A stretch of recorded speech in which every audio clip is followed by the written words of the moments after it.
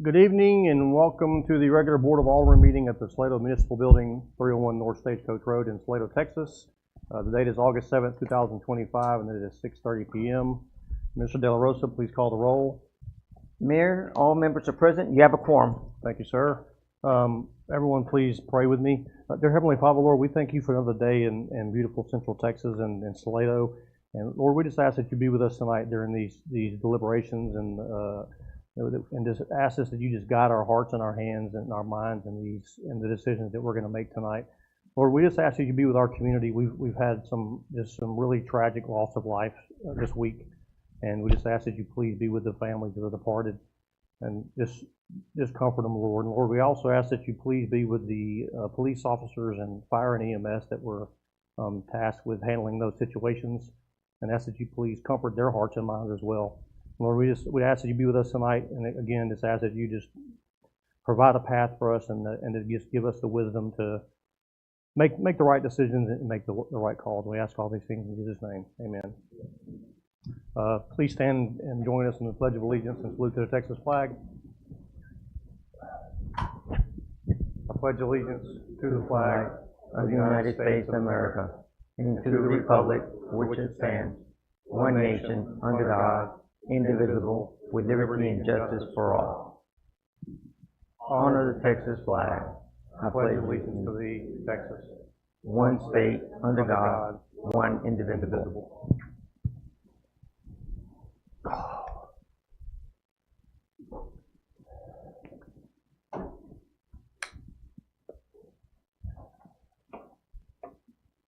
Thank you. Item 1, public comments. The Board of Aldermen welcomes comments from citizens on issues and items of concern not on the agenda. Those wishing to speak must sign in before the meeting begins and observe a 5-minute time limit when addressing the board. Speakers will have one opportunity to speak during this time period. Speakers desiring to speak on an agenda item will be allowed to speak when the agenda item is called. Inquiries about matters not listed on the agenda will either be directed to staff or placed on a future agenda for Alderman consideration.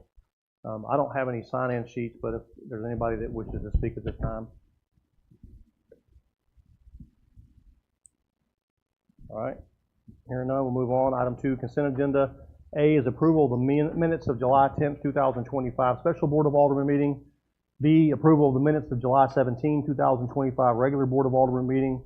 C, approval of minutes of July 24, 2025 special Board of Aldermen meeting. And D, ratify approval of engagement letter with Arbitrage Compliance Specialists Incorporated for services. Mr. Del Rosa, you have anything you want to add to this? No, Mayor, I do not. All right. Alderman Sandor, you have any questions? No questions, Mayor. Alderman Laster, any questions? No. Mayor Pro Tem Hurst? No questions. Alderman Dunch? No. Alderman McDonald? No questions, Mayor. Nope. All right, thank you.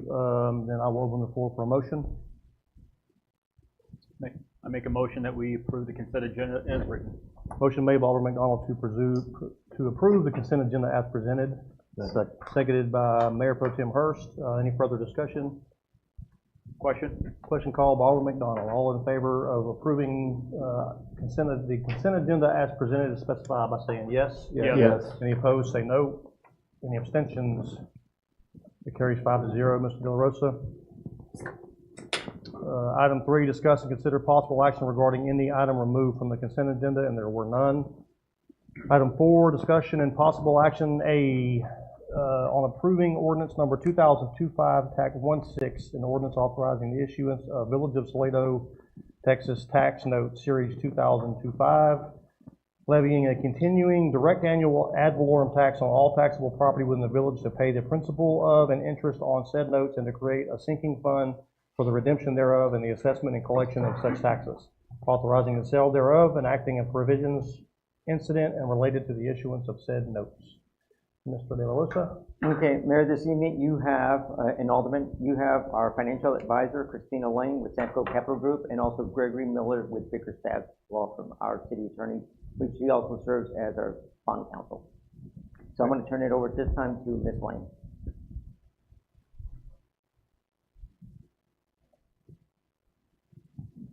Good evening, everybody. We had bids due at noon today, and we received 3 bids that were actually pretty darn close, and I wanted to go over this with you.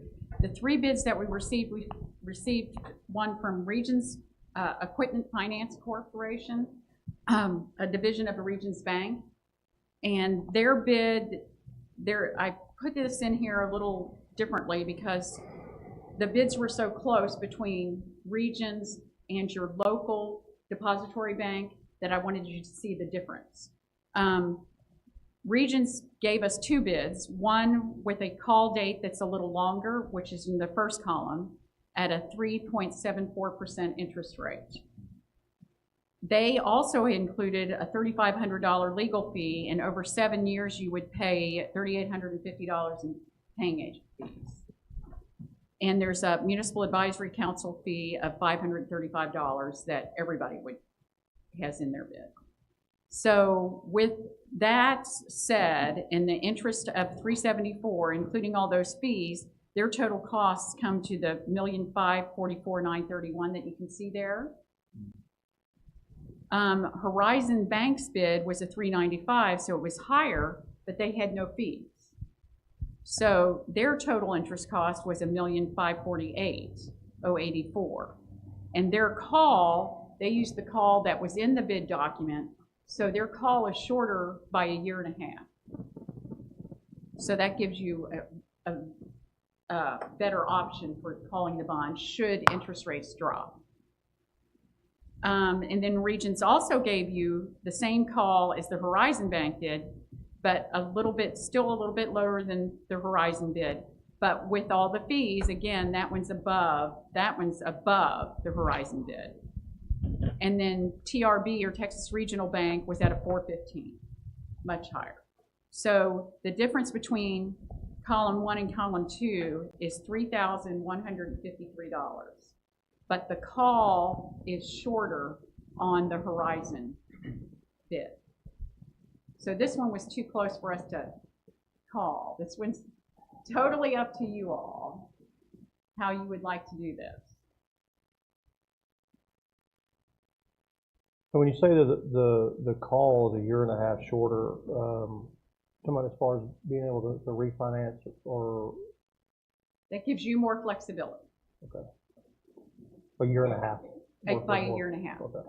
So in a year, if I math it, in 1.5 years, if we were to put a more holistic road bond together, we would pay the interest up till that point, and then we could pay the principal off and refinance. If you again. if you have the cash, you can pay it off on that date, on 3/1/28. Okay. Or if interest rates drop drastically, we could refinance it, like we did the transaction the bonds you have outstanding. You had 2 series, and we refunded it into a lower than 2%, and we refunded it, and you had savings from that, and we locked in that lower interest rate. So that could happen here too, given we're hearing the Fed's going to drop rates. Well, we'll see, but Yeah. but that could happen. And I was really very pleased with the bids because there's a lot of people on vacation, getting their last vacations in before school starts, and so I was really pleased that we got these 3 strong bids. These are strong bids.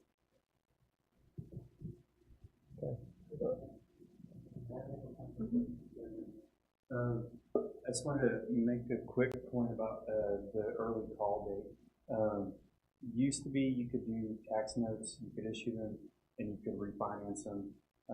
As time went on, the Attorney General is taking a stricter view towards that, and they're looking less favorably on issuing tax notes with an understanding that you're going to probably try to refinance them down the road. The idea is they want you to issue tax notes, pay them off, and be done with it. So to the extent that there is early call provision, I think that, and Chris knows more about this than I do, but I think that the benefit is just that you can take care of you can stop paying interest that much earlier. I think that that's kind of one of the key benefits that still remains.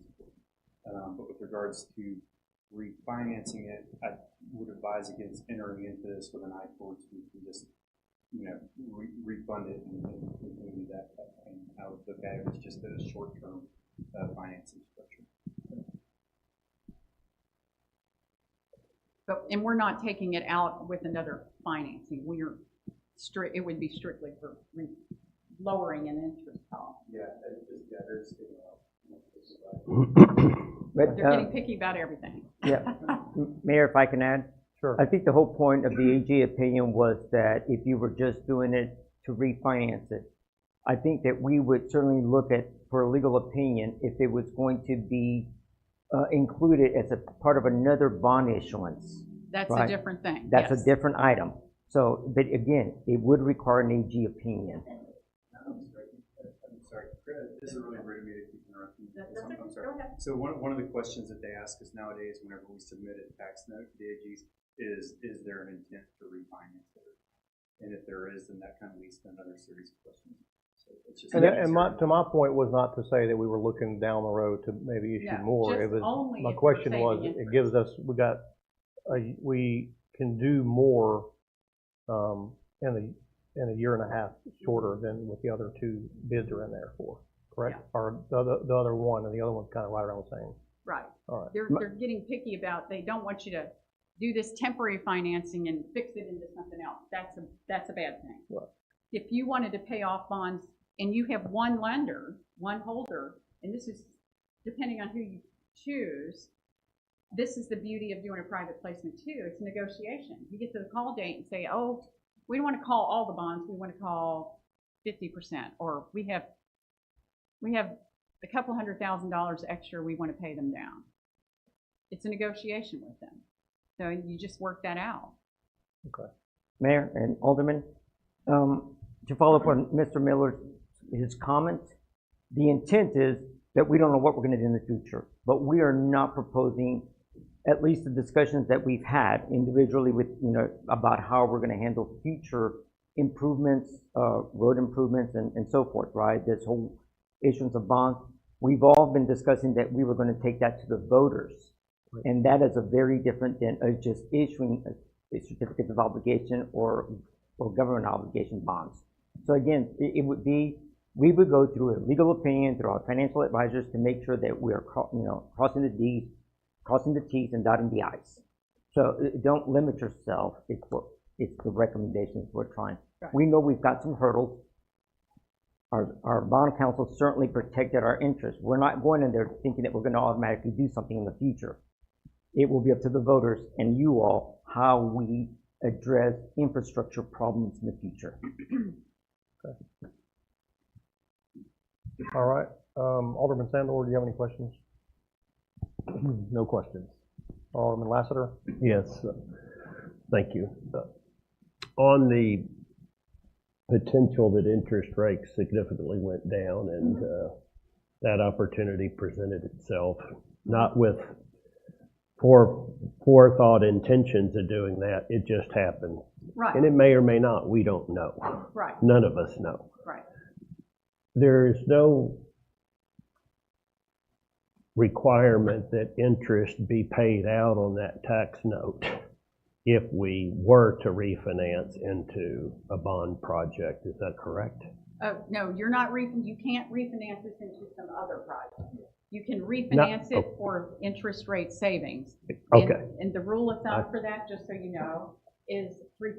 You need to have a present value of savings of about 3% to make it worthwhile doing. I was going to ask you for the delta, which would effectively generate the request to refinance or move it. Right. Okay. So it's 3% today? It's 3%. Okay. And that's with all in with the cost. Okay. Because you got to pay bond counsel and whatever bank fees are. And so all of that in cost, that's all inclusive. A 3% present value savings. Which is, we had more than, I can't remember what we did on the last one, but it was well worth doing.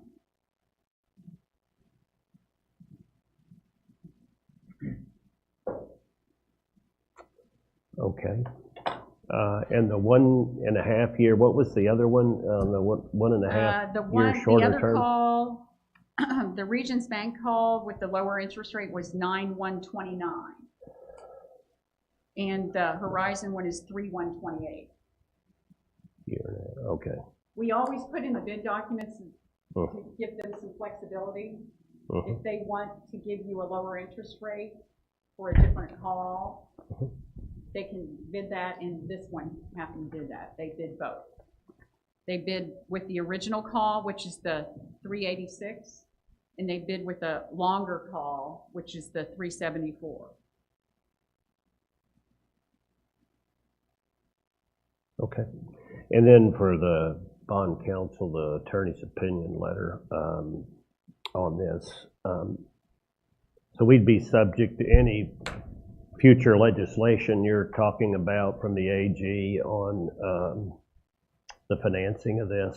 Yes, sir, but so these, you have a binding contract, and the legislature cannot affect this particular series of bonds. So these are good. Anything coming down the pipe would affect your refunding or your refunds. Okay. You answered my question. Thank you. No good. All right, Alderman Dutch? So this, I guess, for Manny, because I know we've had many discussions on this, of whether it's the 400K or whether it's 1.5 or where we're going to fall on the total cost. We don't have the full complete engineering study done. But if we end up with a surplus in this, we get through the project on Royal and we have 700K left, let's hypothetically say. Where would that money go? Because we can't pay it back, but where would we use that money? I mean, there's plenty of other roads that could be done, but are we able to use that? Is there a specific where we can use this at, or? No, we made it general, so you could use it for streets, roads, sidewalks, crosswalks. Not parks. Not parks, intersections, all road Drainage, so. drainage, yeah. And to Manny's credit, he did change the language to all that, so to include all those things, so that does maximize the potential for what we can use the money for. It's not specific to that. Good, because in that way, if, because I think, Commissioner has basically said, we can go back and ask for some additional matching as we get into this, once we get the engineering study done, so we might not need the total amount. But once again, I think there's plenty of roads that need work. So, Yes, sir. And the whole intent was that we are not changing the scope of work. It is still Royal Street from South Main to Smith Branch Road. It does, we were not looking in the original scope to replace the large culvert just east of Barrows and the guardrail and where the guardrail's at. That's where that box culvert crosses.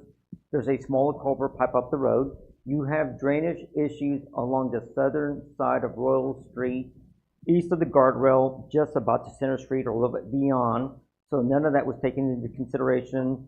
So this entire bid package was, it was not specific to Royal Street, but any street, any sidewalk, any crosswalk. We're proposing crosswalks to be able to cross from the south side to the north side safely with flashing lights, whether they're yellow or red or something, but it's going to have some standards. A crosswalk across Peddler's Alley at an elevation that won't make it a trip hazard. So a lot of that, so even though you're going to see later that you've gotten $420,000 in transportation development credits from the Federal Highway Administration that was granted to the TxDOT to keep them whole, you now have an additional $420,000 to do the additional improvements along Royal Street. That becomes a primary. Yep. Sidewalks, at least all the sidewalks weren't proposed, but somewhere around Center Street, and we're now looking to take it all the way up to Baines, including crosswalks. That little diamond island there at the crosswalk where the stop sign's at, across the Baines, so build ADA required ramps, but in the sidewalk at Baines on the western side. So even though, and if more to Alderman Lassiter's question, the interest rates may be better, that we're not going to pay as much in interest.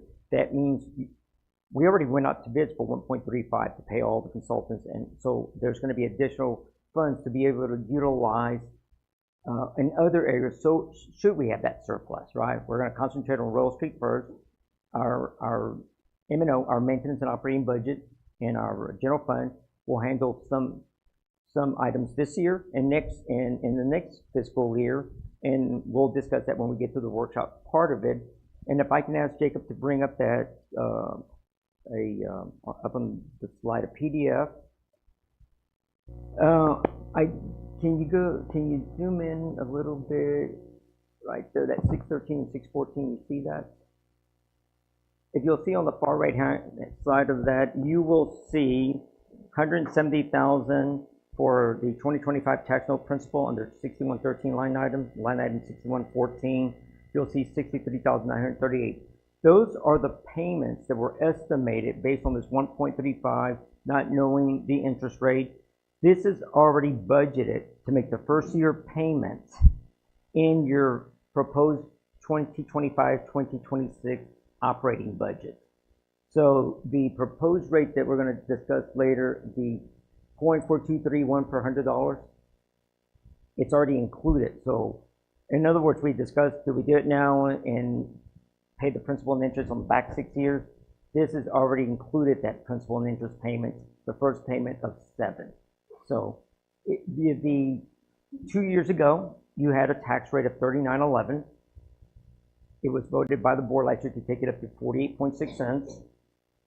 The petition took it back down to 36.12. Well, that's kind of an anomaly, and you've seen the tax rate calculation sheet and stuff. The 39.11 is what you need to focus on. That's what you were at 2 years ago. You're slightly going up about 3 cents to take care of this roadway, and you're not leaving $2.1 million on the table. It was the best solution that we could come up with to present to you, working with some of you, and a lot of discussions back and forth, a lot of debates also back and forth. So, but I wanted you to see that. It is in the worksheets that I sent you as part of the Excel. It's on the INS tab of that budget worksheet, the Excel spreadsheet that I sent you earlier today. Okay, ma'am, thank you. No other questions? All right, Alderman McDonald. Yes, I have a few questions. Hello, Ms. Lane. Hi. Hey, just for my own clarity, it's been a while since everybody else said it. So to be clear, there are technically 3 bidders on this. Are any of those organizations representatives here today, to your knowledge? They too. Oh. Oh, okay. Okay. Are you Rodney? Nice to meet you, Rodney. Okay. Thank you, sir, for identifying yourself. I don't have any questions. I want to know who was here in the audience for everybody else to know, too. So Horizon Bank is here representing the organization. The next part is in regards to Mr. Miller. Sir, for my own clarity moment, I understand the legislature may change rules as we go down the road with this. My question is, if the will of the board is to vote in favor of this tax note, right? For my clarity, we're not able to refinance it to roll it into a GO bond in general terms. Am I saying that properly, or am I saying it improperly? You can issue as part of GO bonds. You can have one component is a refunding component. Right. So refinance. I use the word refunding because that's what you say when you're refinancing existing debt. So you can do that. It's the reason I hesitate about going into it with an intention to refinance is that because these are tax notes, they're a much more expedited process. You don't have the public ability to bring it to an election and so forth like you do with certificates of obligation. Exactly. So the Attorney General's office is just very keen on making sure that you do this because you really need it, and you're not going to do it with the intent of making it a longer term debt. But you, strictly speaking, you should be able to refinance it. You would issue your GO bonds, and you would not. Let me back up to. You wouldn't use your voted authority to refund those. So, I'm trying to think of the best way to say this. Let's say you have voters approve the issuance of GO bonds. You decide to go issue your first tranche of GO bonds. At the same time, you want to refund these tax notes. Yeah. You would not be using that voted authority. You would not be looking at it as if the voters gave you authority to use their voted authority to refund these bonds. That would be 2 very different things. So when the voters go and approve the road bonds, that does not include the refund. Functionally, does that make sense at all? It does. So you're telling me it's functionally 2 organic individual debts by any other language. Thank you. Yeah. Okay. Yeah, they're 2 very different debts. The voters are not going to be voting on refunding these. That would just be a completely separate transaction that's happening at the same time. So for the clarity moment, I don't, for the board's benefit and for who's listening to this conversation, we're not going to be able to go down the road in simple terms and take this current proposed tax note and then re-debt it out in a GL bond and to make it singularity. Right. By any other language. We can't combine them to kind of, in other words, we can't do a consolidation debt by any other language. That's well put, yeah. Okay. And That said, they will both be coming from ad valorem taxes, so. yeah, very In much that so. sense, they're, yeah. Alrighty, and thank you for answering that clarity I hope question. I did. I feel like I was talking in circles there. No, you weren't. I was understanding you. I just want to get clarity on that. Okay. And then Mr. De La Rosa, sir, can you bring back up that slide where it shows the 170 and the 63K? Thank you.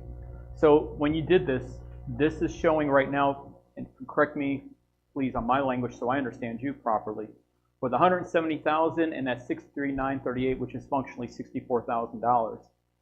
Are you saying that that money's already going to be in our finances whether we take this tax note or not? The number is already in your tax rate built in. So it's already Okay. built in. So in other words, whether we take the tax note or not, that money's going to be there. Yes, sir. So right now, you haven't voted on the tax rate. Right now. Oh, I'm yeah. aware of that. So I'm you aware. could reduce it enough by any additional interest, right? But based on these numbers, based on the estimates, Yes, sir. this is what we had. This is how we reported that truth in taxation laws. Oh, So yeah. we are solid with that. So that's functionally about, based on the proposal, I'll use the right words here, based on proposal, we're looking at about somewhere around $233,000, somewhere in there? 232,000 and change, yes, 32 sir. and some change? So I calculated that you probably needed about, based on what I'm seeing now, about 190,000. Mhm. So this is the first year payment. Once we go and we sell the notes, and the closing is August 28th, Mhm. and we know what that looks like, and we'll see that schedule, we'll Yes, be able to adjust years 2 through 7 Yeah.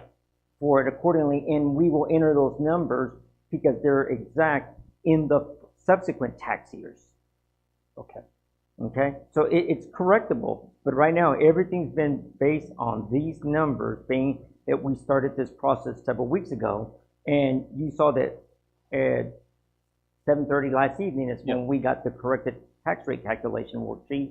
So this is the best information we had Mm-hmm. going in, Going forward. and that's why, rather than keep moving back and forth, I mean, these are budgets, right? It's the difference, 190,000 spread over so many homes, it's going to be so inconsequential that we will be able to correct those in subsequent years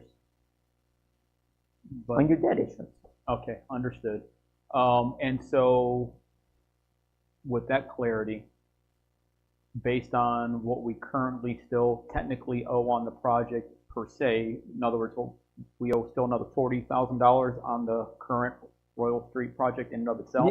Well, you'll have that 40, So 21,000 that the village has to pay TxDOT as part of Yep, that. so that's still a debt that's still owed, okay? So what I'm asking a question then would be, and this is more of a reflective conversation that you and I had this week earlier, sir, and that is, have we created the benchmarks that are necessary for us to get this project done without taking a tax note? Do we know when we owe this money, when we need to do this, when we need to do this? No, because when at 30% and when the plans were drawn conceptually, Yes, sir. not designed, Yep. it didn't take into consideration the box culvert. Well, the mayor and I visited that site yesterday. Mhm. Somebody, actually a contractor, went inside the box culvert, and it is in much worse shape than we were informed. I understand. You can stand on the north side of the road and look at the box culvert, and you see the degradation of the road sitting on top of the box culvert, much less you can see the erosion inside the box culvert and all of the rebar being exposed. Right. So we know that's pretty serious. And then there was never any you're putting a ribbon curb to protect the roadway, Right. but you don't have very good drainage on the south side of the roadway, which is going to continue. Look, even with that, you get enough high water and it gets under that ribbon curb and it's not sealed. It's a curb, just any type of curb, whether it's a standard, 90-degree curve, a laid back or ribbon curve. If it doesn't have any support behind it, it starts to separate from the roadway and the concrete, It right? erodes. It erodes, starts cracking the weight of the vehicles. So none of that was ever put in the original design. You're only at 30%, and that's not very much. Right. But, but looking at it, so you're trying to calculate the 21,000 that we owe, at least in my mind, the 489,000 and change to our engineers. Right. Plus, and again, we may be able to renegotiate that contract administration based on information that Alderman Sandor gave me, and I've got a meeting with MRB and the deputy chief operations officer to discuss the contract management fees for that project. Whatever savings we get out of the mayor and alderman, it's going to go back into roadway improvements, whether Royal Street or other streets in the city. And because the tax note must be utilized for the purpose of what we're putting it in place for is the requirement. That is correct. Okay.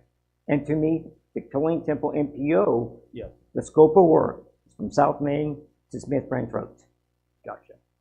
And then real quick to reflect on Alderman Dunch's reflection on Commissioner Winston's conversation. Commissioner, can I ask you to answer a question from the dais, please? Thank you. And thank you very much. Yes. So, sir, real quick, Alderman Dunch spoke about how if there was any delta in cost analysis, there may be an opportunity to bring more money into the fold from your purview, or at least from that side of the house, not the village side. Can you explain to me in simple terms how that works and what would that be?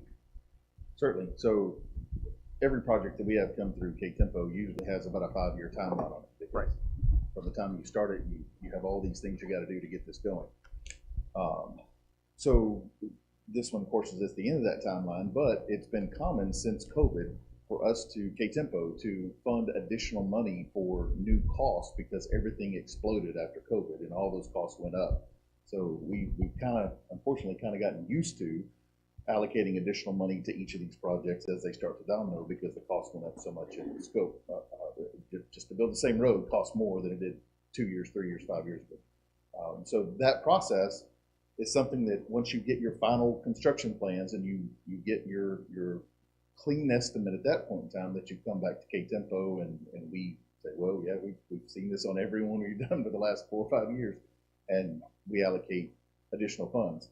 That still has to be approved by the policy board, but so far we've done that on prior projects. So I don't think that is an issue, particularly if we're going to get this money used and used quickly, because we're at the end of that 5 years, and obviously we'll want this money used. Right. If we don't use it from K-Tempo's perspective, it goes back to the state, and nobody in Bell County gets to use it. So we don't want this money wasted, which is why we started the conversation a while back.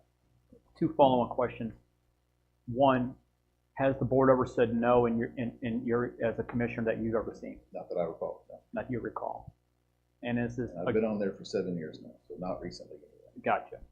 And the next question for me is, I'm presuming that this is, even though that's a board decision at your side of the house, that is not a guarantee for this side of the house financially. Am I saying that properly, technically? Absolutely, it's a board decision, so I can't guarantee that for you. But okay. I think your chances are very good at getting that additional money if it actually costs you more, legitimately costs more to do what the original scope required. Commissioner Woodson, thank you for answering my question. Yes, sir. You bet. Appreciate it. I don't have any other questions, Mayor. Thank you. All right. Mr. DeRosa, you have anything else you want to add? No, ma'am, I do not. All right, I'll open this up for public comments.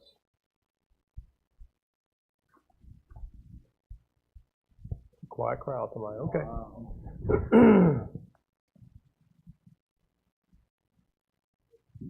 All right, Ms. Lane or Mr. De La Rosa, are y'all, either of you gonna make a recommendation on this?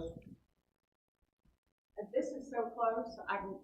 You have your better call option with Horizon, and it's $3,000. So you have a year and a half. Is your year and a half worth $3,000? I mean, this literally comes down to how you all feel. Yeah. Mayor, if I can make a recommendation to the board? Yeah. It is my recommendation that it is in the village's best interest that we go with Horizon Bank because it is callable in a shorter period of time, and then we'll look at whatever options we have in the future. For that reason, I make that recommendation. Okay, thank you. Thank you, Ms. Lane. All right, then I will open the floor for a motion. I'll make the motion that we approve the ordinance authorizing the sale of the Village of Salado Tax Note Series 2025 to Horizon Bank according to the terms and provisions of the ordinance and at the prices and payment schedules presented by the village financial advisor. Okay, a motion made by Alderman Delich to approve ordinance number 2025 Tag 16 as presented. I'll second it. Seconded by Alderman Laster. Any further discussion on this? I've got one there. Mr. De La Rosa, did Cadence Bank not participate in this bid proposal at all? They now did.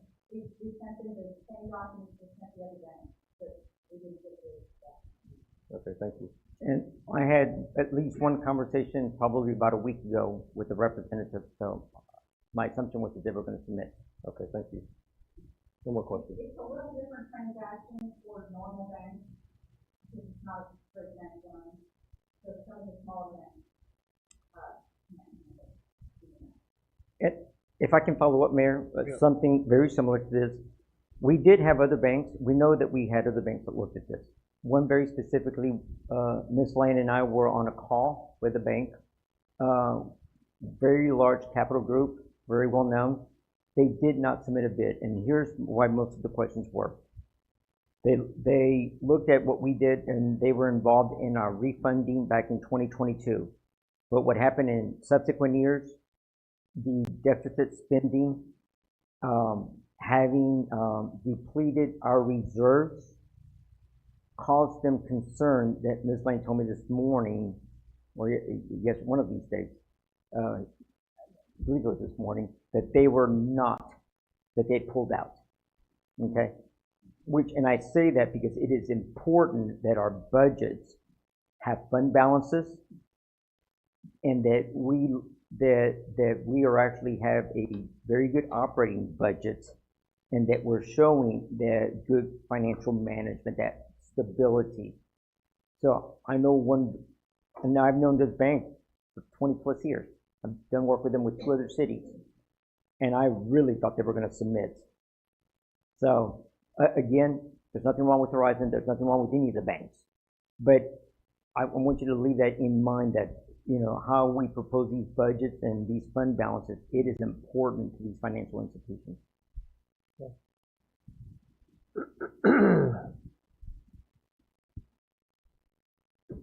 All right, there's any more discussion on this?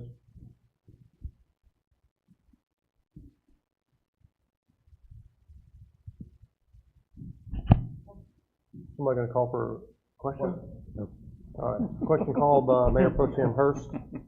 All in favor of approving ordinance number 2025-16, an ordinance authorizing the issuance of Village of Salado, Texas tax note series 2025, specify by saying yes. Yes. Yes. Any opposed, say no. No. Any abstentions? That carries 3-2.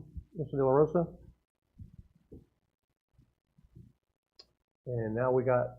Mayor, if I can ask that we take a 10-minute recess so we can sign these documents, get these going, because we have an August 28 closing, and rather than continue losing time, I mean, if I can take up 10 minutes of our audience's time, we can resolve this quickly and get these documents signed. We'll take a 10-minute recess. It's 7:09. We'll reconvene at 7:19.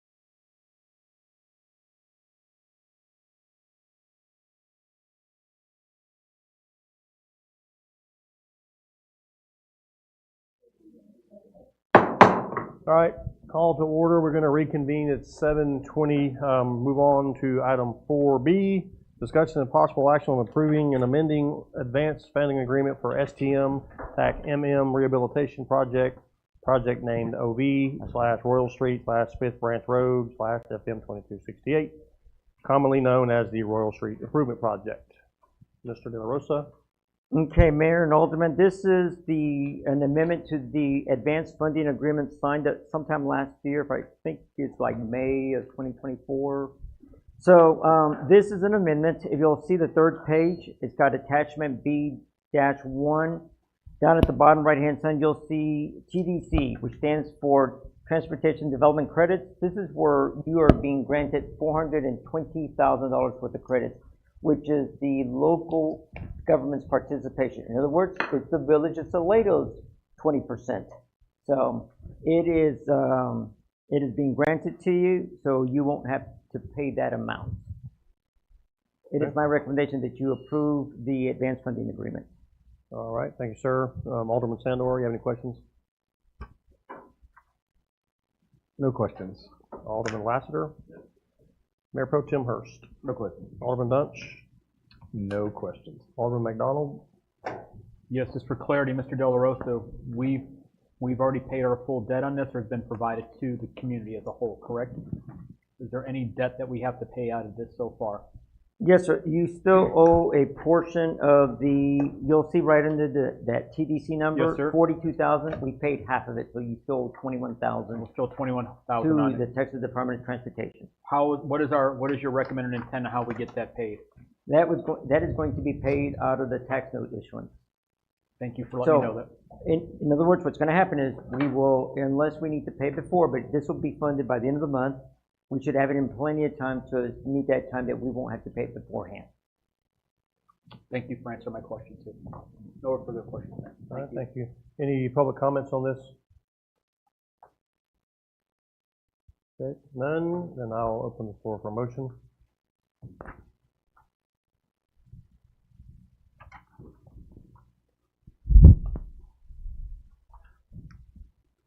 One more again. I'm gonna open the floor for a motion.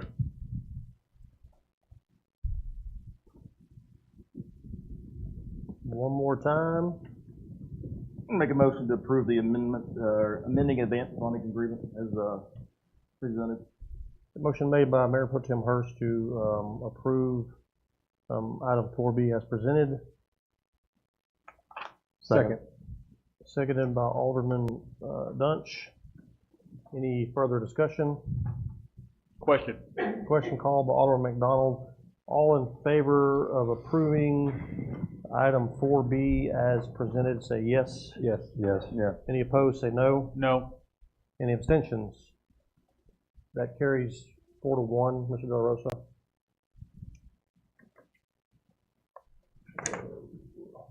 Item C, discussion and possible action on approving ordinance number 2025 TAC 17, an ordinance approving and adopting the 2025 annual service plan update and updated 2025 assessment rolls for the Sanctuary East Public Improvement District. Mr. De La Rosa. Okay, Mayor and Alderman, this ordinance was prepared by Gregory Miller.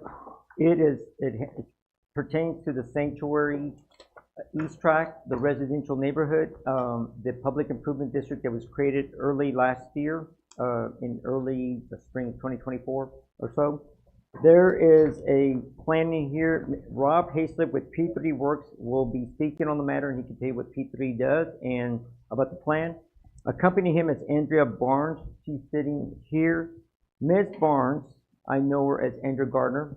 We took a certified public manager course back in mid-2004 when she was 12. So, so we've known each other a long time. I did not know she worked for the firm. I just saw her, but she said, you know, do I remember her? And I certainly do. So thank you, Mayor, Alderman, and Mr. Hayslip is up there. Good evening, and thank you for having me. I am Rob Hayslip with P3 Works. We are the city's bid administrator. So just to give a brief history of the district and what we're here to do today. The district was levied in April of 2024, and we bonded shortly after.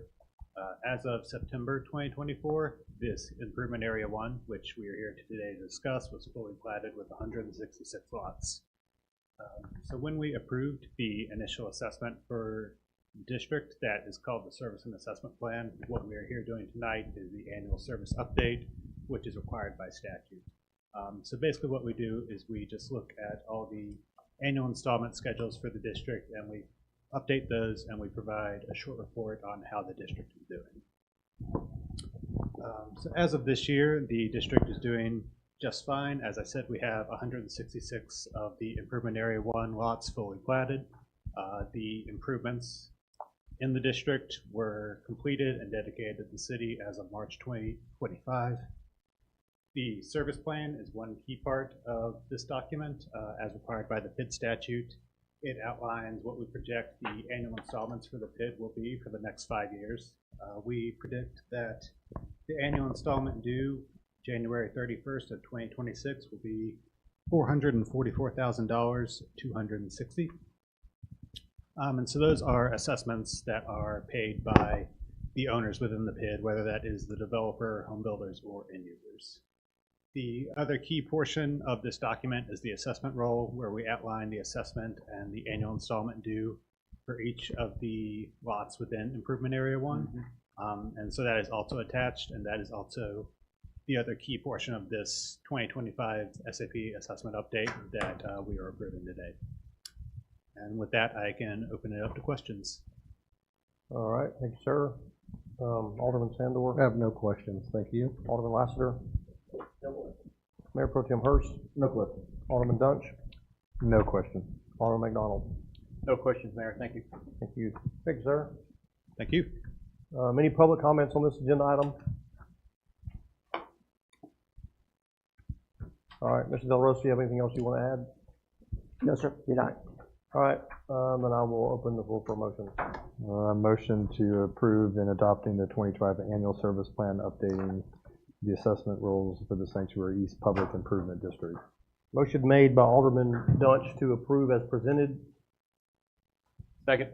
Seconded by Alderman McDonald. Any further discussion? Question called by Mayor Pro Tem Hurst. All in favor of approving ordinance number 2025 TAC 17 as presented, say yes. Yes. Any opposed, say no. Any abstentions? Mr. Del Rosa, that carries 5-0. D, discussion and possible action on collaborating with the Salado Music Friendly Community Advisory Board on the Fall Music Crawl and Chili Cook-Off on October 25th, 2025, and to waive vendor fees for participating Chili Cook-Off teams in support of the Village of Salado's designation as music friendly by the Texas Music Office. Whose item is this? Yeah, David Stewart's here, along with I can't think of your name right now, Flanagan, yes. Mayor, Mr. Stewart, and along with Ms. Parsons from Urban Speak, met with us a couple of weeks ago, followed up with this written request. They may be exempt from vendors' fees as a nonprofit, and I'm not questioning their nonprofit status, but they may require some assistance with maybe taking up some parking spaces to kind of set up some, right in front of the winery, I can't think, Impresario Winery. So places that are safe, that we can close off parking spaces to accommodate flows, traffic. I think that this would actually be very good for the community. We are a music-friendly designated community that belongs to the village. They're the nonprofit that supports that on behalf of the village. So it is a fundraiser. We have a working relationship because of that designation. So I certainly think that we should support something like this, but it is likely going to be very fluid, and I would like that latitude to work with them just to make sure that it's a successful event. Any vendors that are not participating in the chili cook-off that are trying to benefit from being here because of their event will be subject to paying vendor fees in accordance with our ordinance. Not a new ordinance, the ordinance that already exists, that we just haven't really enforced, but it is our intent to enforce. So having said that, I'll turn this over to David Stewart so he can give you an idea of what they're proposing. Okay, thank you. Thank you. First, I want to thank I started to say Manny. You can. Manny and Gina for their kind support. We had a great meeting with them. It's always nice to get their support in anything that we do. Anytime we plan a large event, we have one goal in mind, and that's to occupy hotels and to make cash registers ring here in town. This will be the first of what we would hope will be an annual event that we're seeking accreditation from CASI, Chili Appreciation Society International. If we get their accreditation, this would be an event where they could get points. It sort of works like the rodeo world where they gain points to get to the big finals in Terlingua. What we envision is, like I said, a music crawl and stations of cookers. The cookers they would take up about a 10 by 10 space. Participants, meaning the public, would buy a wristband from us at where we headquarter, and then those wristbands would entitle them to sample the chili at each or any of the locations that are participating. Again, the idea is we set it to start early enough Saturday morning that it requires people to come in Friday night, spend the night, and then we conclude things late enough Saturday evening where they're encouraged to also stay another night. We don't ever know those things until we get closer to the event.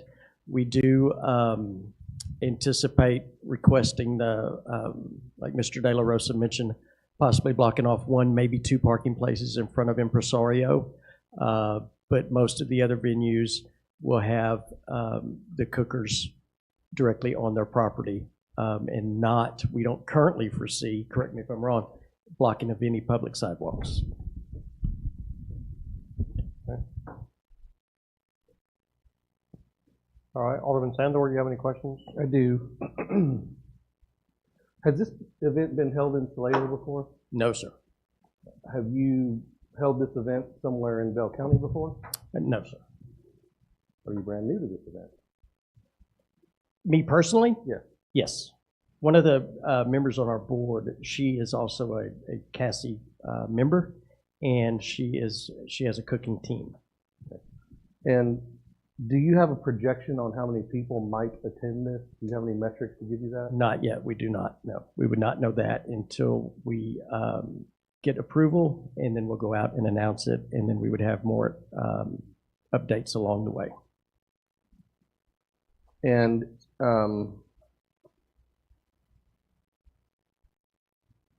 your letter, did you write this letter? I did. Yeah, it's a great letter. Oh, thank you for taking the time to be so elaborate. You did mention in one of your closing paragraphs that you, let's see here, you're exploring the idea of requesting hotel and occupancy tax funds to help support our efforts or offset some of your costs. And I don't think that you know, but I'm going to ask anyway. Do you know what that ask is going to look like yet? I do not. The first thing we would have to consider as a board, meaning our own internal board, is if we wanted to pursue that. We tend to be more conservative when it comes to making those kind of asks because we want to make sure we exceed any expectations and certainly any guidelines that you all or the city would place on us. Mr. De La Rosa was kind enough to mention some businesses that had supported other events in the city before, and we might seek some sponsorship there. Quite frankly, at this point, a lot of the funds are coming out of our own pockets. Okay. And how do you raise money? This will be the first large way that we do that. In the past, everything that we've done, we've self-funded, and that's our own internal members or donating. Mr. De La Rosa, do we have an ordinance in place for events like this that would require them to pay attention to toilet facilities, portable toilet facilities? Whenever we do something on Main Street, which I'm always in favor of, as long as it's safe and makes sense and all the things, if you own a property on Main Street and there's an event like that happening and there are not enough toilets, then people tend to, it's hard to tell people, no, you can't bring your 3-year-old in here to go potty in our place of business. So it can become a nuisance if it's held during a normal business day, for example. So is there a? No, sir, it's not that specific. It certainly doesn't require that, which is some of the criteria that we were trying to establish when you have events, right? So this is not on a single property, multiple properties. If those properties are participating and they're making sales, those bathrooms, if you're selling something, should be available to the public, right? But not for passerbys, right? So I think it's gonna, the only thing we have is that our one bathroom for males and one for females at Pace Park. You know, so yes, sir. So we recognize it's a challenge for them as these activities grow, and that's what we're looking at, is what are going to be the requirements when we have these type of events, because it happens with a lot of events that we have around town. It's, you cannot utilize, in part of the conversation I had with Mrs. Stewart and Andrew Parsons was that you could certainly, because it is the arts, the hotel occupancy tax is capped at 15% of the budget for an event like this. So if he gets it all, there's no other arts projects that can get that funding. So there is a statutory cap on it, one. And two, if they get a pre-application and they don't meet their anticipated pro forma, or they may be in, because they have to submit a pre-application and a post-application. They don't meet it, in all likelihood, the next year, subsequent year that they make that request, it may be denied, because you got to be hitting those numbers. So what I did suggest that if you went down that pathway, make sure you can hit those numbers, that you get the number of rooms that you're claiming to get. And remember, we know what we get from each room, 7% of whatever that hotel stay. So you're going to try to weigh how much are you asking for, how much are we collecting, and can we somehow offset and help you with that? You know, you don't have to follow that metric, but you should follow some type of metric other than here's cash. So, but no, we're having those conversations. Now that we're getting the budget behind us, we will be addressing some of these ordinances that we need to bring back to you. I think that reading a very short letter, you know, I can tell there's a lot of forethought put into this. I would ask you to take back to your board and consider, in whatever pro forma or whatever you're using to build all of this, just some, like you mentioned, trash. I can't tell you how much I appreciate that.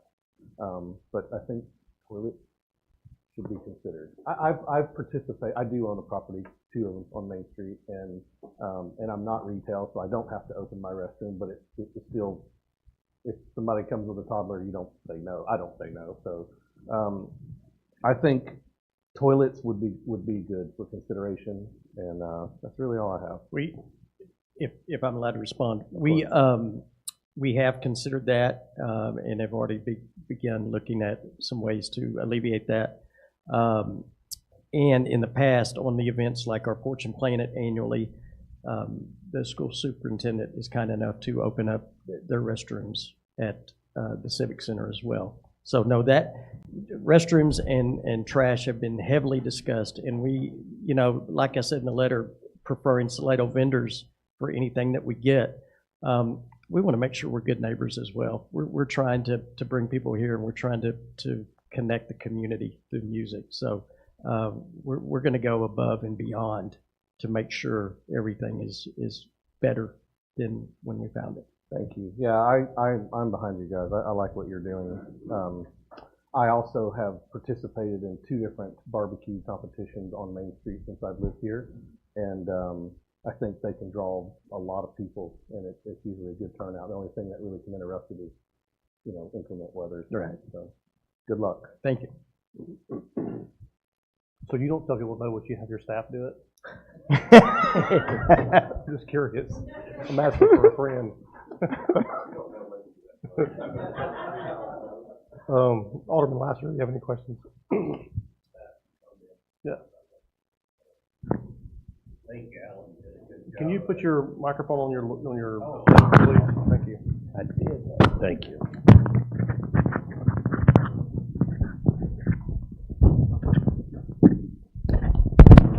Okay. Yes, sir. Well, thank you for Salado. I appreciate that. I think we need well thought out, good purpose. Sounds exciting, fits in with Salado's Main Street. Alan kind of stole a lot of my questions. He didn't steal them. He just took them out of.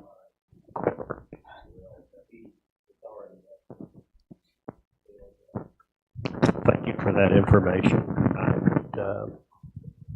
I do own a building on Main Street at 230 North Main, and there's a grass area that might be convenient. I'd be happy to talk to y'all about a location there if you want one for bathrooms.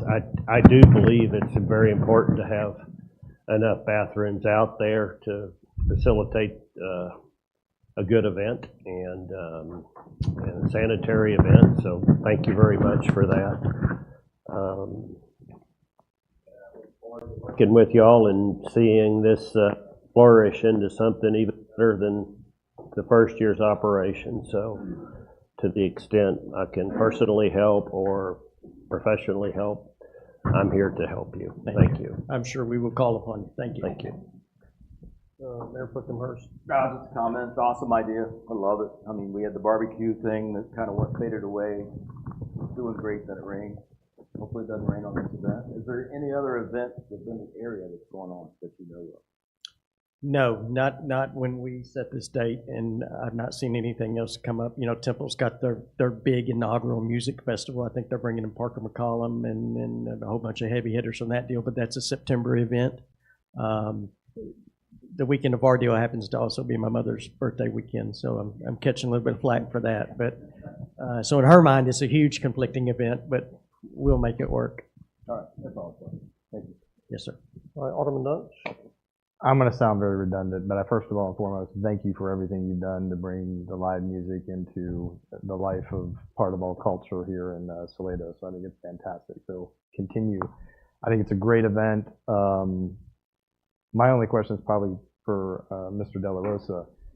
You know, these type of events, getting it off the feet, if they were to submit some hot tags, and I encourage you guys, I saw on here that you're reaching out, like working a promotion to get heads and beds with Stagecoach, the hotels, obviously in on the creek, whatnot, but point being is promotional things where you get a free pass or something like that we connected. I would encourage you to reach out to them as sooner versus the latter, because the important thing is getting people to stay. But my question is, if they put it in, can we not, if they meet the criteria afterwards versus penalizing and saying they can never ask for it again, can we rebate them on the back end? No, sir. No. You can't. So they get it up front. If they get it up Pre and front. post application. Yes, sir. Statutory. So yeah, not on the back end. So, and we'll discuss this more when we get into the workshops, because a lot of the funds, well, this is hotel tax, but if you want to help in tourism, you need to set a line item that you can pay for solid waste, for bathrooms, porta potties out of the general fund without any pro forma they need to meet, any metrics. Yeah. So the other question is, other areas have Chili Fest. I know you don't, this is the first for us, but any idea when you've gone to these other areas with music with Chili Fest, what it brings? No hard numbers. One thing that we did find out from Andrew Parsons, who, like I said, is on our board and also a Chili Cook-Off team member, there are 2 awards that are, I'm going to call them popularity awards, they're fan voted. I think best presentation and overall theme or something like that. And if you'll believe it, teams have sometimes 15, maybe up to 30 people per team that travel with them to make sure they win the popular vote. I loosely call them ballot stuffers. But so in addition to teams coming, and in addition to folks coming, you've also got the non-official team ballot stuffers as well. But I think we'll be able to give you a much more informed answer as we go along and once we announce it publicly. And Cassie, which is the organization, will go by their guidebook, and they publish it to worldwide to all their teams. And I understand it's a huge, huge, huge following.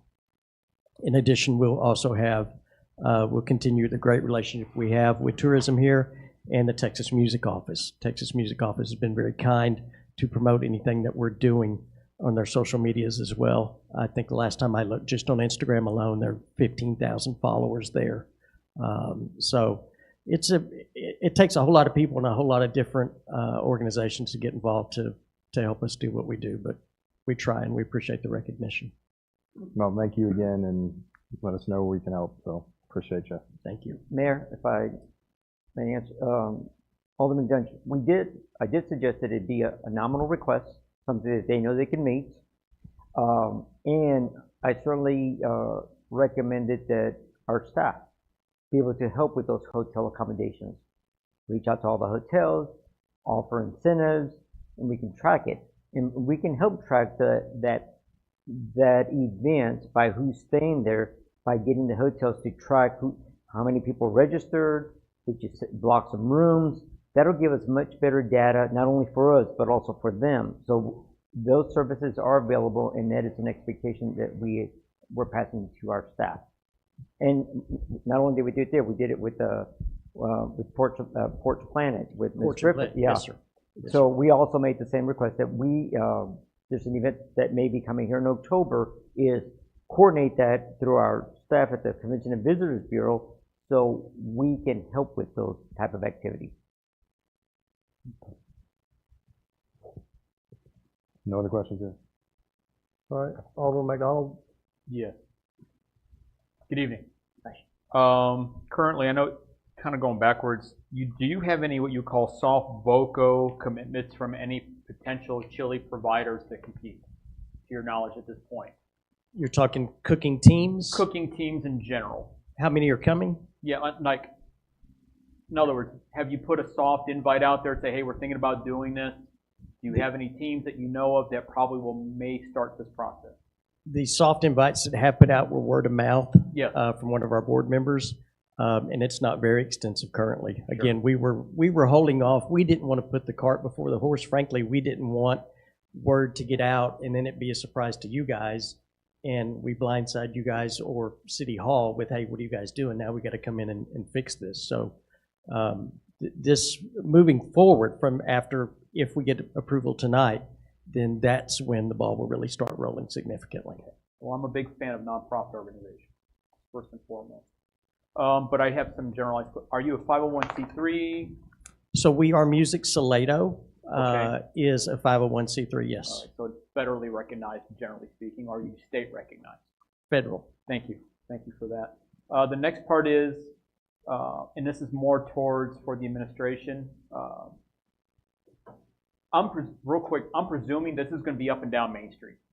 My presumption is people like chili, and I'm hoping we're going to have business up and down the Main Street side of it. In other words, islands of opportunity for everybody to participate in. That's Yes. my belief. So with that being stated, do we know or could we possibly share with them what it costs for us to provide porta potty / hand wash stations as a cost analysis from what we would pay during like stroll or something to that effect? Yes, sir. Could we can find get that out? Yes, sir. And here's the why I'm just spitballing, okay? Because I think your idea is great.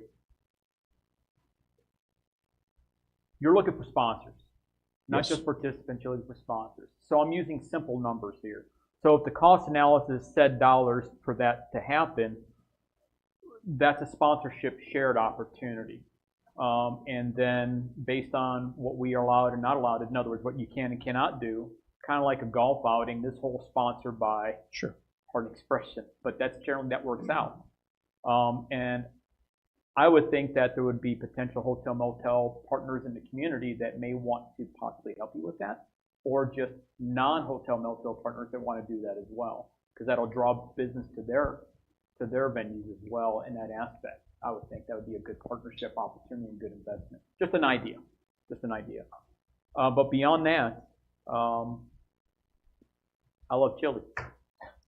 So that's where I'm at. So I want you to be successful and I want you to do well. And for clarity moment, I know that based on Mr. De La Rosa's pre and post report, that's a real serious thing in the effect of don't overpromise and underdeliver. Right. In other words, underpromise and overdeliver. That makes it really amazing years 2, 3, and beyond. So thank you for answering my questions. Thank you, Mr. De La Rosa. No other questions, Mayor. Mayor, I've got a follow-up. Sure. You were the alderman when we had the eclipse.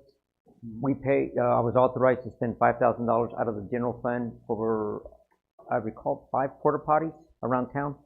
So that's going to be a good number, porta potties with hand washing stations. Okay. So, I mean, so you were there when we did that. Right. Yeah. And again, paid for out of the general fund. Thank you, Mr. De La Rosa.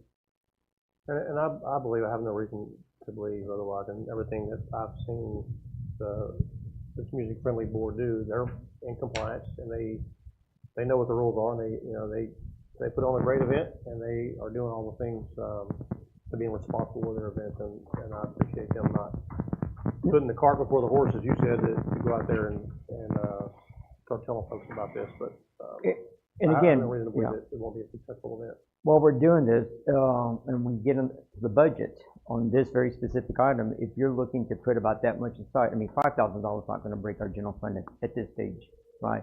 We can certainly put it in our budget. We can go more. I just need to know that what is it so we can accommodate some of that. And I did offer that we would help promote this because if the village approves it, we become a partner per se. Sure. So in other words, then we would utilize our resources to help promote this event because they were kind enough to think about you and asking for permission. Okay. All right. Tim, you have anything you want to add so you not just stand there looking like... Well, I think, I'm pretty sure my main function here was to make David look taller and smarter, better looking, better hair. So I've done my job. All right, good. Thank you. All right, thanks, guys. Any public comments? Thank you. Nope. All right, thank you.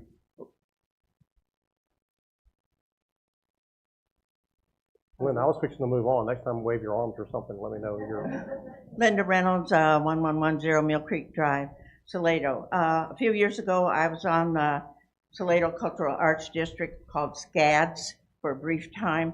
And at the time, Mayor Coggin, Alderman Cox, and Administrator Ferguson gave out $20,000. They gave $10,000 to SCADS, and they gave $10,000 to the music people. I kept waiting I quit the SCADS thing for a variety of reasons. They had double booked treasurer, and I never heard anybody present what they spent the $10,000 from SCADS or the $10,000 from Music Friendly on. I'm assuming the board received some kind of report. I'm hoping that Gina and Manny can find those reports for you. So you've got something to work from because they were given out of tourism $10,000 each. Right, Ms. Reynolds, I need to reel you back in here. We're not talking about giving them any money at this point. We're just talking about to discuss. I know, but that would be a framework for any I get it, program. but that's not the agenda item. So let's keep it within those guardrails, please. Just a little history. Okay, thank you. Yep. Sure.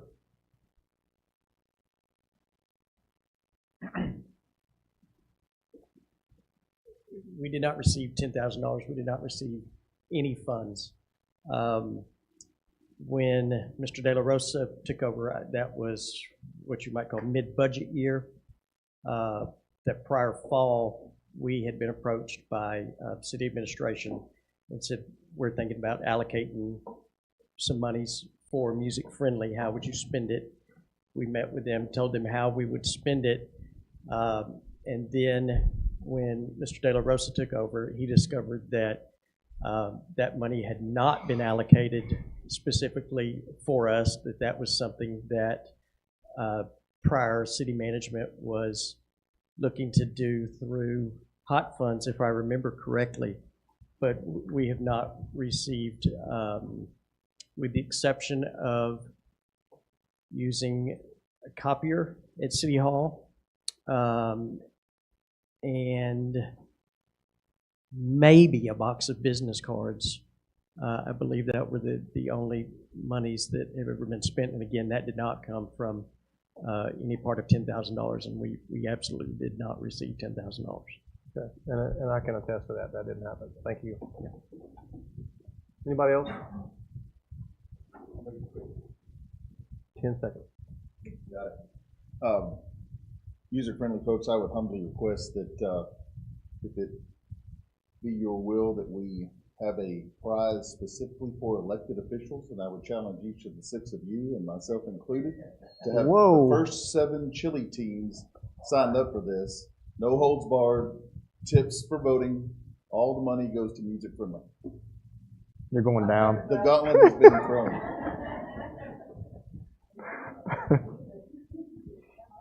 That is a free-for-all in here. Let's just get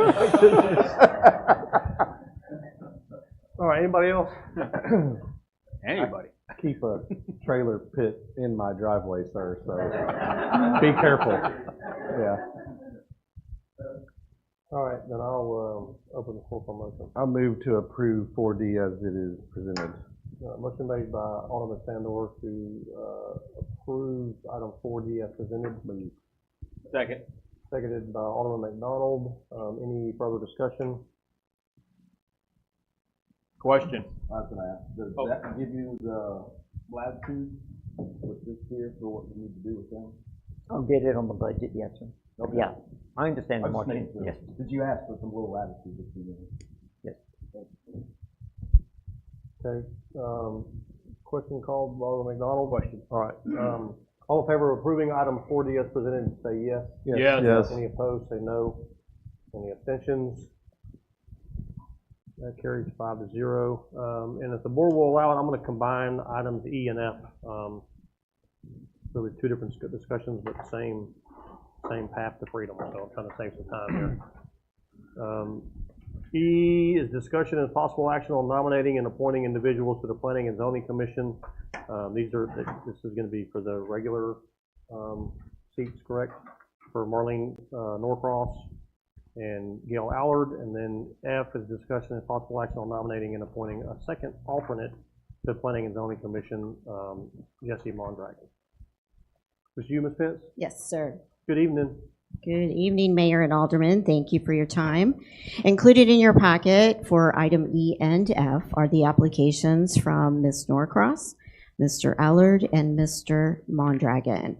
Listed in order of the dates and time they were submitted for consideration to serve on the Planning and Zoning Commission. Zoning Ordinance 2013-08 per section 2.2B1. The Planning and Zoning Commission shall consist of 5 members who reside within the village limits. Additionally, up to 2 alternate members may be appointed, also required to reside within the village. At this time, there are 2 commissioner positions and 1 alternate position that is currently open. The commission is presently composed of 3 commissioners and 1 alternate. We have Chairman Price, Commissioner Turnbow, Commissioner Reynolds, and then alternate Mr. Swint. Please note that the terms of the Commissioner Turnbow and the alternate Mr. Swint are set to expire later this month, and I have been informed that both of those members of the commission do not plan on reapplying. And then you do have all the applicants that are here this evening, if you would like to ask them any additional questions. And Mayor, that is all I have on this subject. Okay, thank you. Alderman Sandor, do you have any questions? Yes, Gina, so with 2 people going out at the end of this month, or later this month, does that mean that if we appoint 2 people and an alternate tonight, we still need to fill 1 seat and another alternate? That is correct. We'll have some openings come up. Well, I asked that question because you have a gentleman here being considered as an alternate, but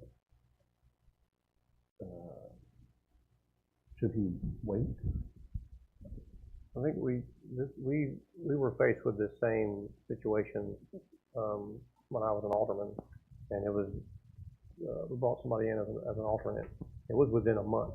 They had somebody that dropped off the commission, and then the alternate was brought in as a regular member with board approval. Yes, sir. We have one regular member and one alternate coming off at the end of the month if they don't decide to reapply, right? The terms are technically up there 2 years. So Alderman, so the one that's being considered alternate tonight, since it creates a vacancy, he would be acting in that capacity until he's made either a permanent board member or he stays as an alternate. So his time is not being wasted. He would actually be in the flow. Mr. Schwint, which is his time is coming up, we hadn't taken any action, but he's been filling in a permanent position because there was an opening. I heard recently from Ms. Pence that he's not going to run, so that means it creates another alternate.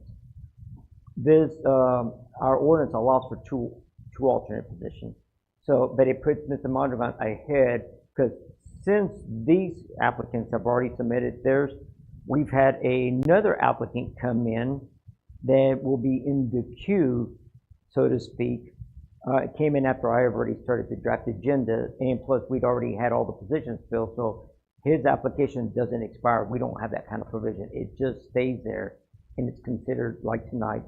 So anybody, and they were placed in this order based on when they applied, not alphabetically, not by favoritism. When was the application? What spots did we have? And if you notice that some are 1-year terms and some are 2-year terms, we are attempting to stagger them. 3 would be 1-year terms for now. The rest will be 2 years, and that way we'll always have this staggering effect, and not everybody comes off at the same time.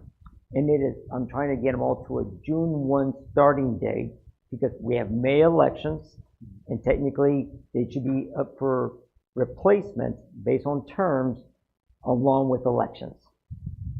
So that's why you see those staggered terms. We're trying to get them into a typical cycle. So Mr. Mondragon is the alternate because we only have 2 open board positions. And as one of the seats, if they decide to not renew, and one of the alternates, which I guess have both told you that they're not going to, is that right? That is correct. I was informed, but they do have it until the end of the month to make that final decision. Thank you. So an alternate tonight would then become on the P&Z because we're losing an alternate? Because we have an open alternate position. I see. That's why it's being considered to put him in the queue, put him in the holding pattern. Okay. Start getting him indoctrinated into the Planning and Zoning Commission's operations. Okay. But that doesn't happen, I guess to answer your question, that doesn't happen automatically. It doesn't happen automatically. Mr. Schwint did not happen automatically, and Mr. Mondragon, if he's nominated and appointed, will not happen automatically without board approval. Okay. Alderman Lester?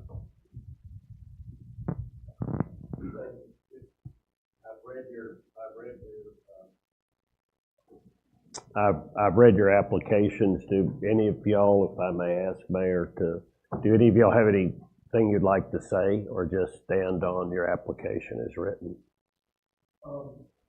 Is that okay, Mayor? Okay, thank you.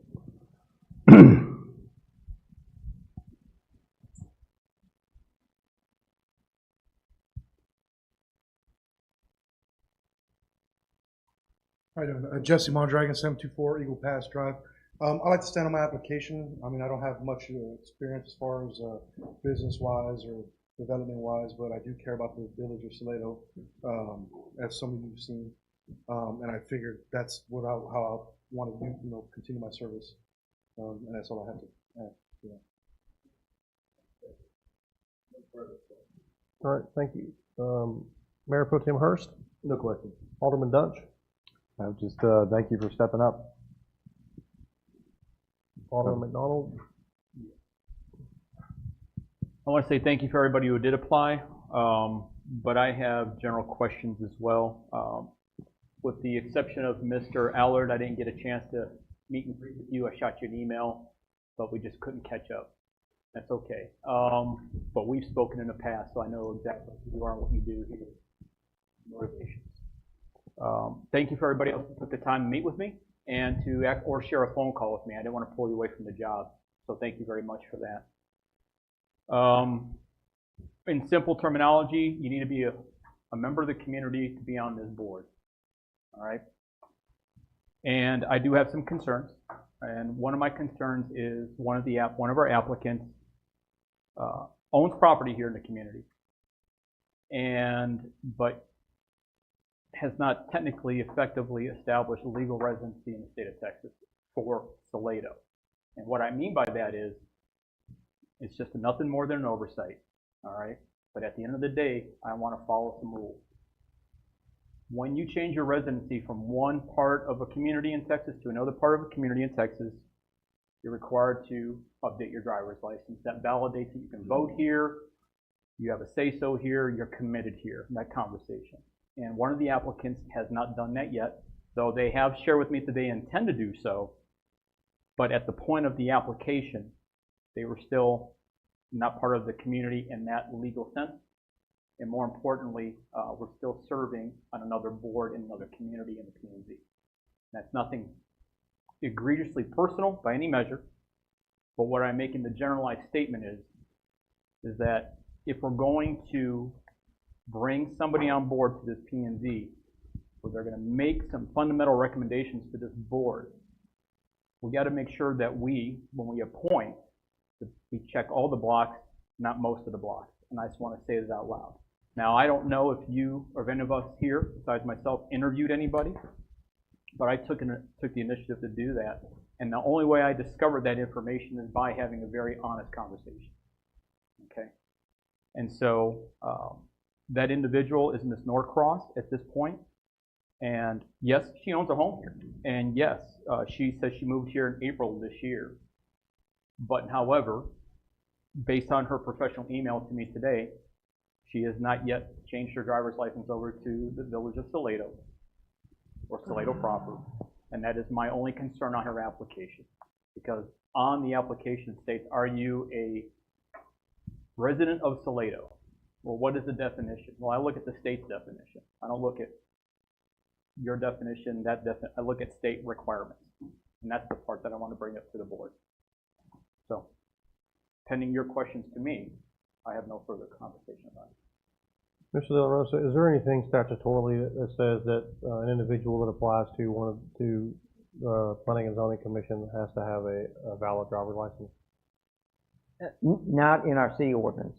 Okay. And the city or city management administration does not enforce state laws at this level. Correct. And that's my other point, is that even though Alderman McDonald makes some great points, I don't know that it's our in our purview.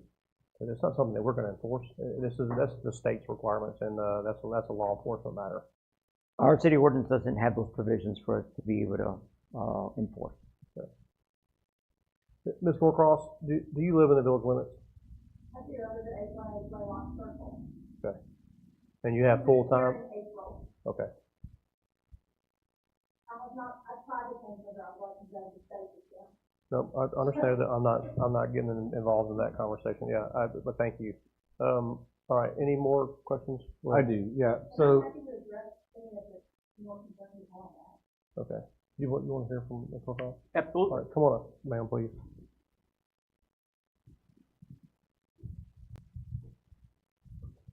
I'm Marlene Norcross, 818 Blaylock Circle. My husband and I own a business in Ellis County, but we also have a business established here in Salado. We purchased our home 3 years ago here in Salado and used it. My grandchildren and my children all live here, so we commuted back and forth. We had the opportunity to sell our home in Waxahachie in March. It was an old historical home. When you get that opportunity, you take it. So we sold our home and moved here, so it was a little faster than we thought. I was committed on a term with the Planning and Zoning Committee of Waxahachie, Texas, through the end of July. And so I did continue and served out that time. We had rented a place there until we did that temporarily, because that's all the city of Waxahachie asked me to do. And so then when this opportunity came up, I applied for it. And but I just haven't changed my driver's license. So you're not currently sitting on a P&Z? I am not. My term was up July 22nd. Okay. And well, you've already answered that question. I do want to thank you, though. That's really good work. Thank you for digging deep like that. And I was not transparent either. I mean, I don't want you to think. You were okay. very much transparent. Right. I want to just make sure I was clear on that. Yeah. You have a pretty extensive resume. Can you? Is this your only time that you've ever served on P&Z? I don't have your resume memorized here, but the one that you just finished for Waxahachie? It was the only time I served on P&Z. I served on citizens committees. I was the director of the Ellis County Museum for 3 years. I was on the school board at Liberty Hill when my children went to school in Liberty Hill. And then I've served on the ballet board in Houston. I have served on the Arts Council in Waxahachie to help determine what goes with the Art Council money, which essentially was their hot tax, if you will.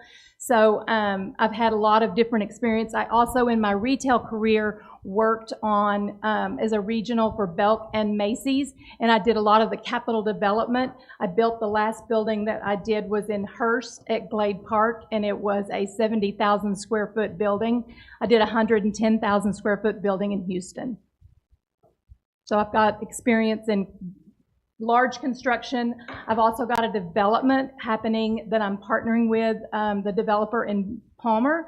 So I'm very comfortable with small city as well. And I have another one in DeSoto. Those are all professional. So the last term that you just finished in Waxahachie on P&Z is the only time you've been on P&Z? It's the only time I've been on P&Z. Okay, thank you. I'm good. Alderman Lester? No question. No question. Alderman Roach? No question. Alderman McDonald? Thank you. You're welcome. Thank you. Thank you, Ms. Norcross.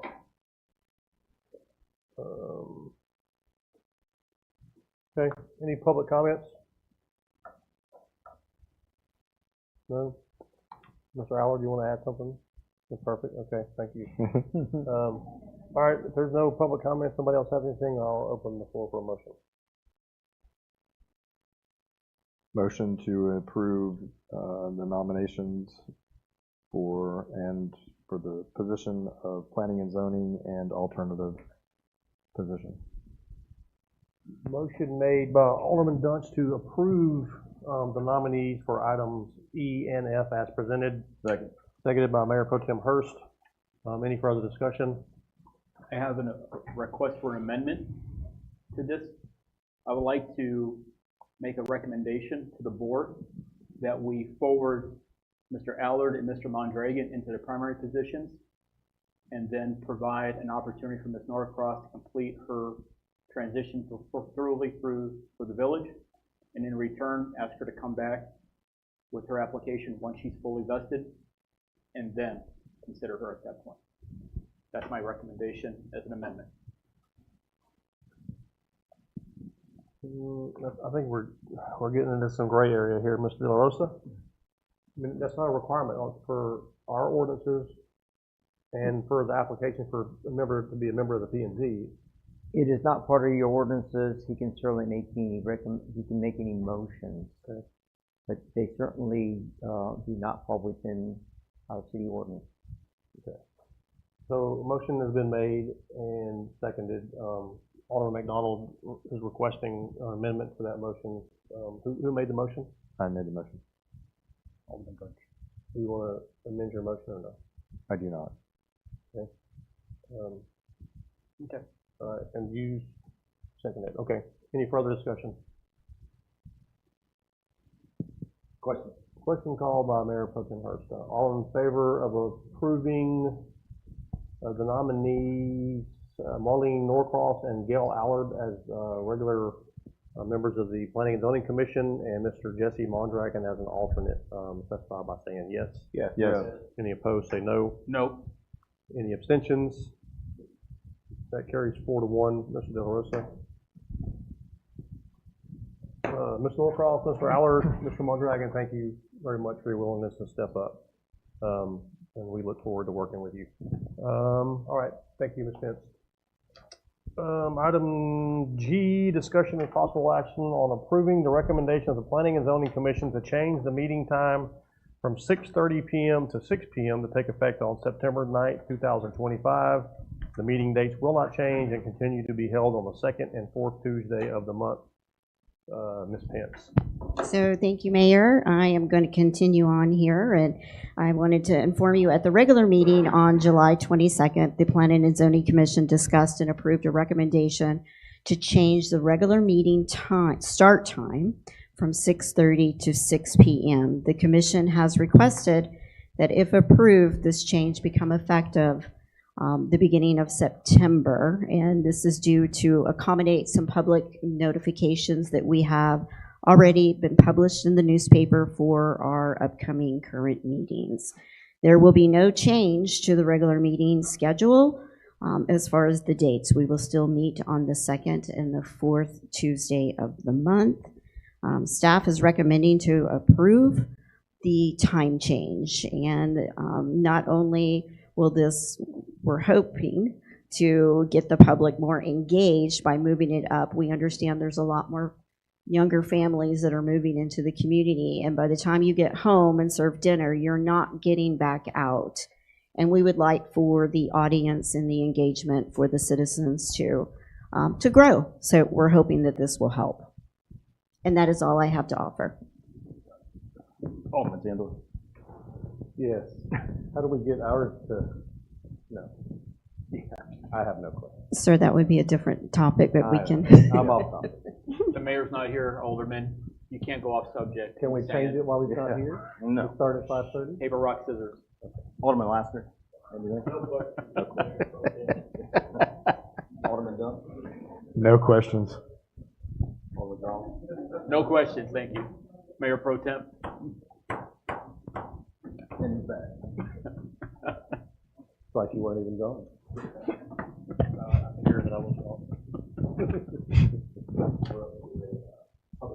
All right, any public comments on this item?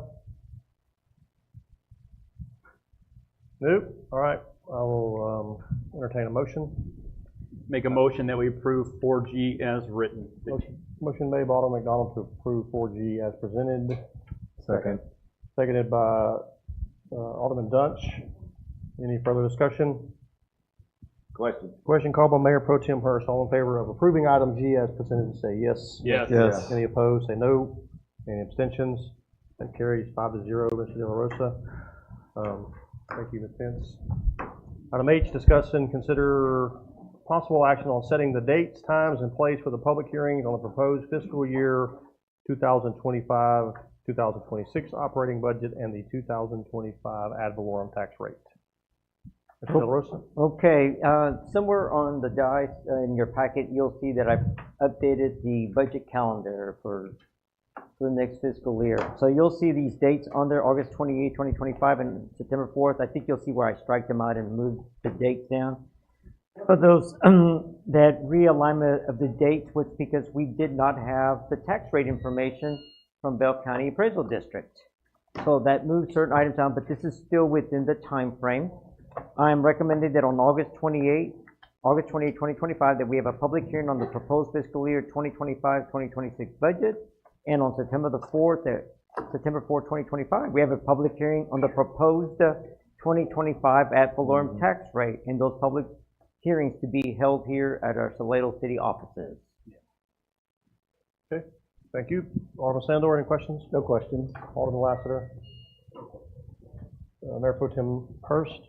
No questions. Alderman Dunch. No questions. Alderman McDonald. No questions, Mayor, thank you. Any public comments on this item? None? Okay, I'll entertain a motion.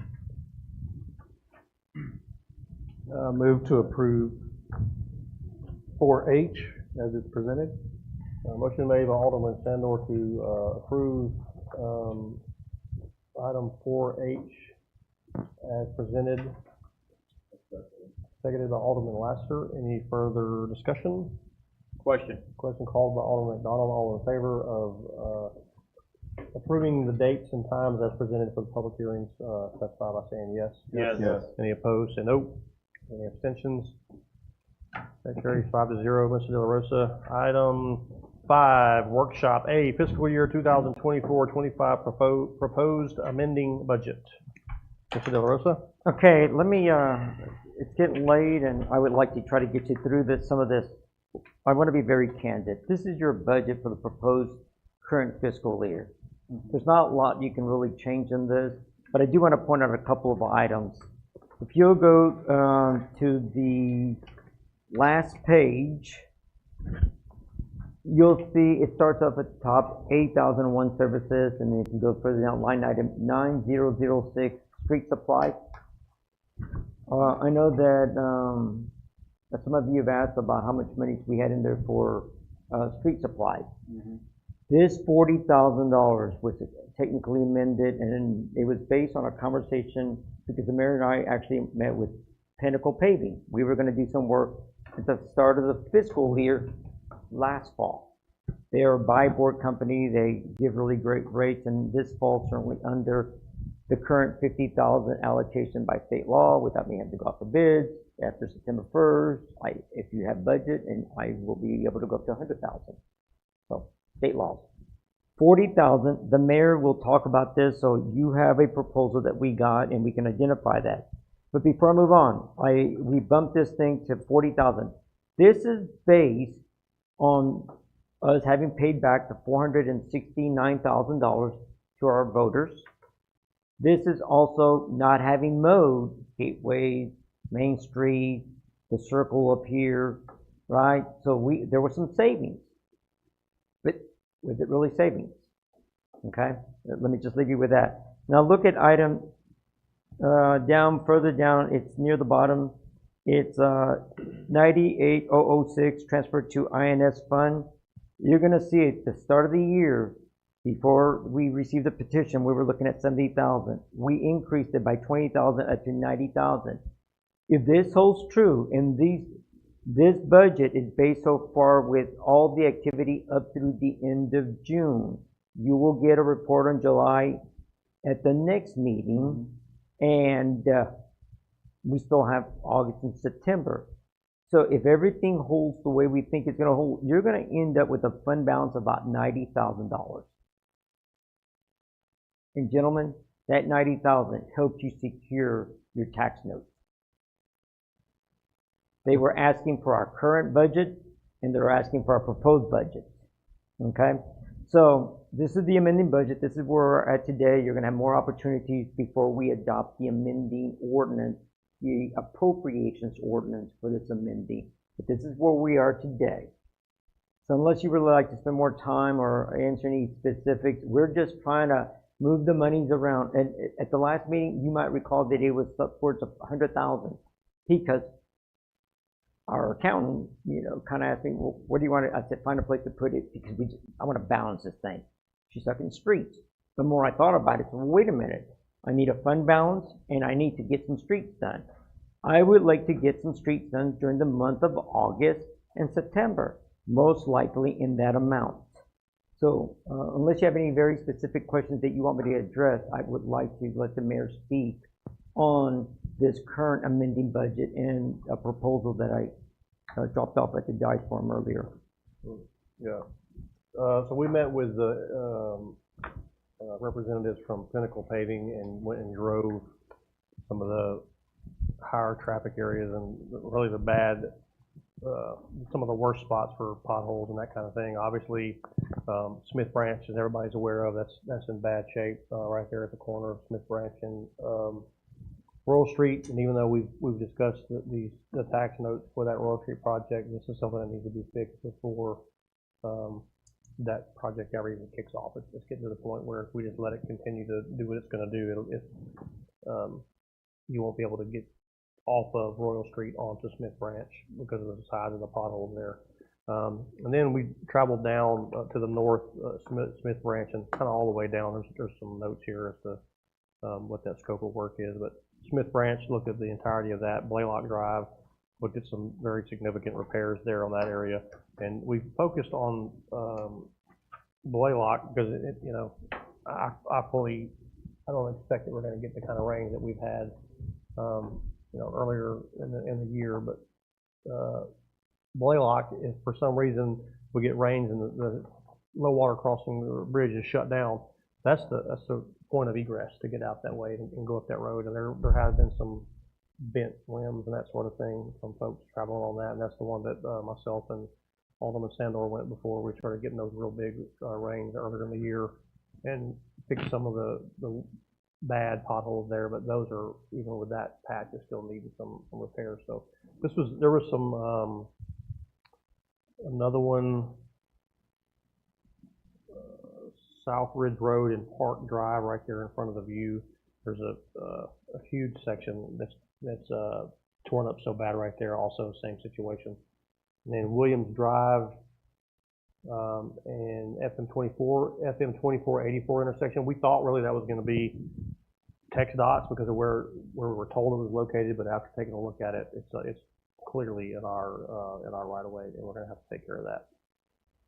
And then the other one was South Ridge Road, Park Drive, we got that one, and Main Street, kind of right in between Mill Creek Drive and Salado Plaza Road. There's a section right there that's kind of rutted, and there was the one that we got the email from Mr. Howard about the police about Officer Manning helping that individual with a flat tire. That's a very significant hole right there, and I would imagine it probably carry tie rods and all kind of stuff if you hit that. But And Mayor, I've already sent text out an email and the photos that I took on that day. So if we can get text out to make that repair, since it is the spur FM 2268, there'll be that savings. Okay. So all in on that, it was with everything I just mentioned, that was $38,352.70. If we take out the South Ridge and Park Drive, the spot there on Main Street, that would bring it down to $35,582. So we told them, you know, before we went with them, Mandy and I discussed it, and we were looking at being around the $30,000 mark, and we're going to go a little bit above that, but we'll be below that $40,000.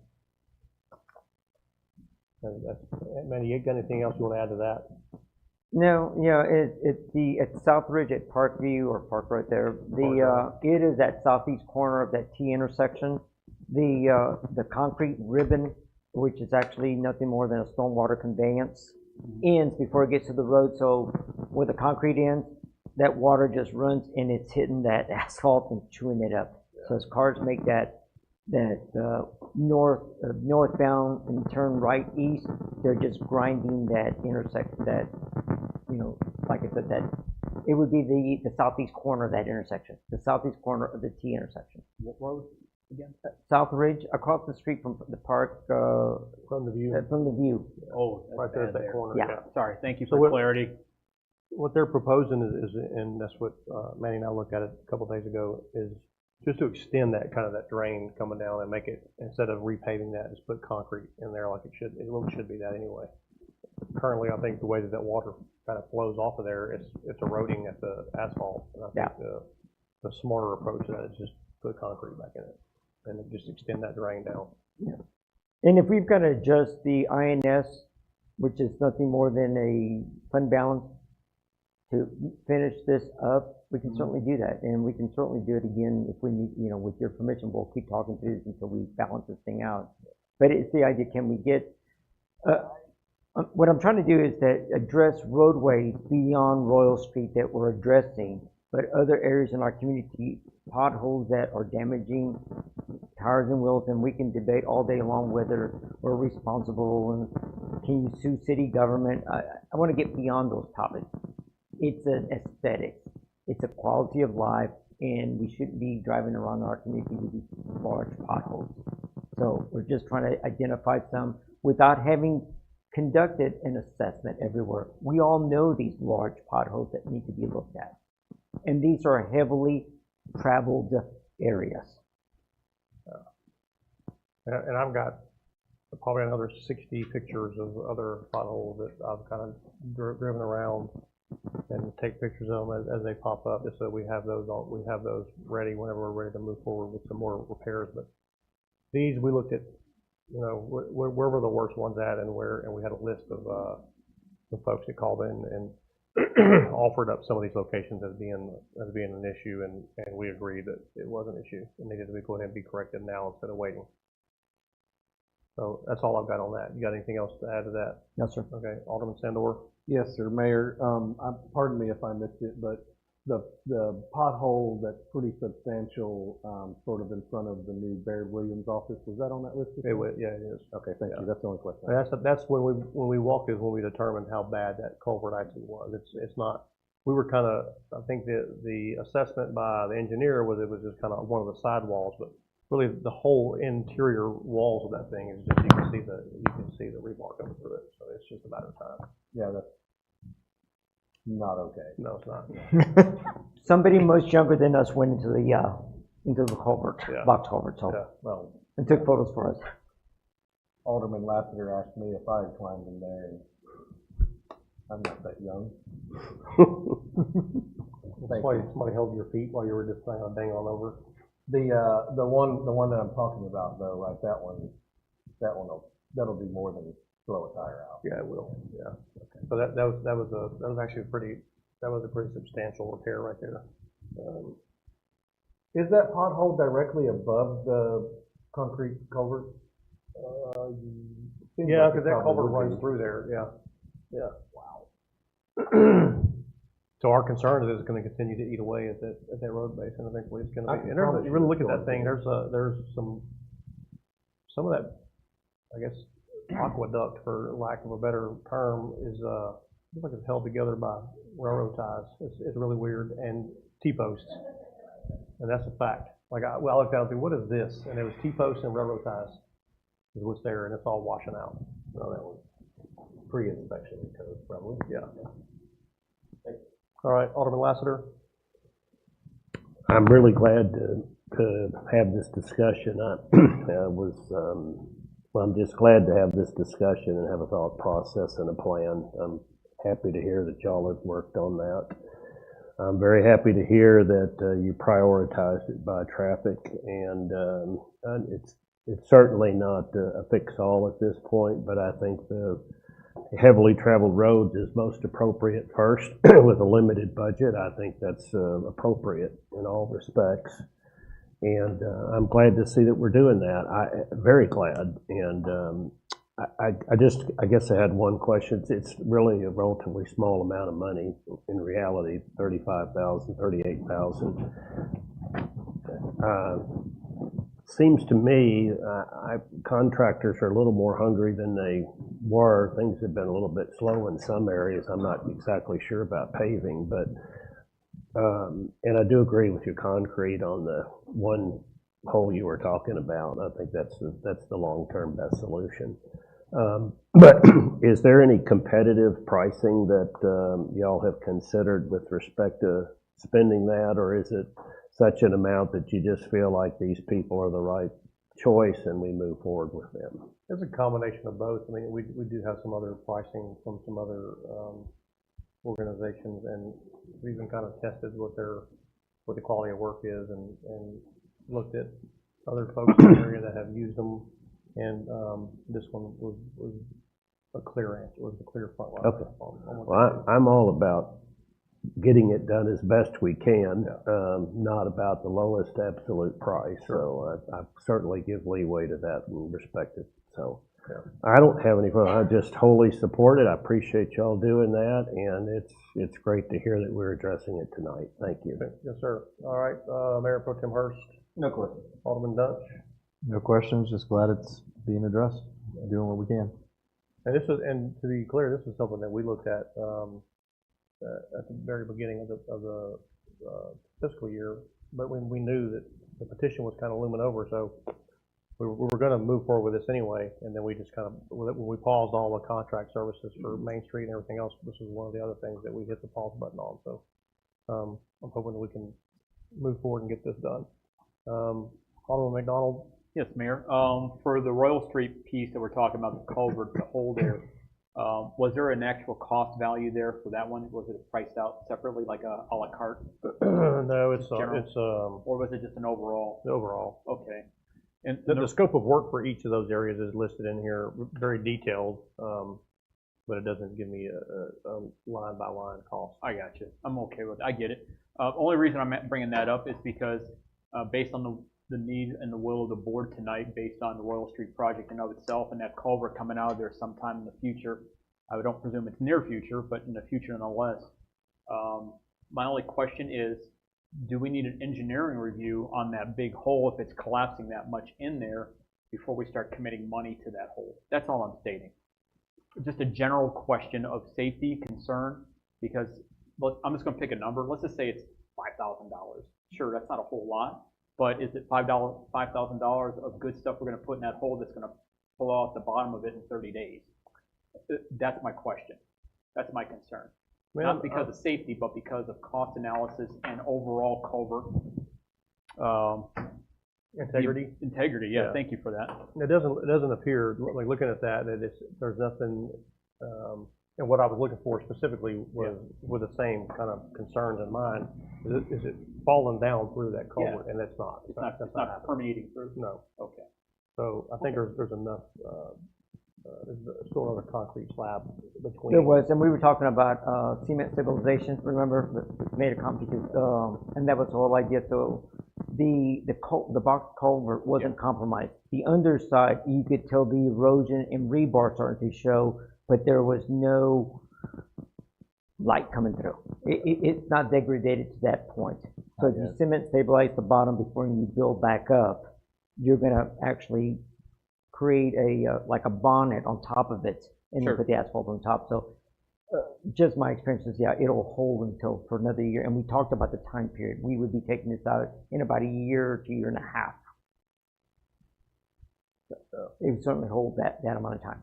Okay, that's my biggest concern is, are we giving away money language for the purpose of a temporary fix when it may not hold in the long term? And my last question is what if we put a steel plate there? What if we clean it out and put a steel plate? I'm just asking the question. I'm not the road guy. I think Alderman Sandor might know something about that. I think that if you do the repair now and you see it degrading, then before it degrades more, then you would be, I would think that a steel plate would then be safer. Okay. But at this point, not so much? Not so much. Yeah, the deterioration is not from the outside in, it's from the inside out. Okay, I'm good with it. Well, Thank you. Some one quick. How soon will we have the full, because we're currently having engineering studying going on. When they get there and assess it, if they see a grave danger that we can't wait and we need to do something, I'm assuming they would bring that to the surface sooner versus the latter. they haven't started until the tax notes pass. Now that the tax notes pass, if they get started, by the time we get the first bill, will be in September. By that time, we'll have the funds available to pay MRB. So right now, we haven't done any, we haven't hit the go button. When are we hitting go? Because time is ticking, right? I can't speculate whether the tax notes were going to pass or not, so therefore MRB, we would be incurring costs. Now that we have it, I'll give the go-ahead tomorrow, because I know that the first bill will hit me in September after, and our closing is August 28th. We'll have the funds to make payments by then. And that also allows enough time to get it done by the February 1st date, including that they have to get past Thanksgiving and the Christmas holiday. No, it's all a timing. We've been working through that. Okay. A lot of moving parts, so thank you. Good deal. All right, any public comments?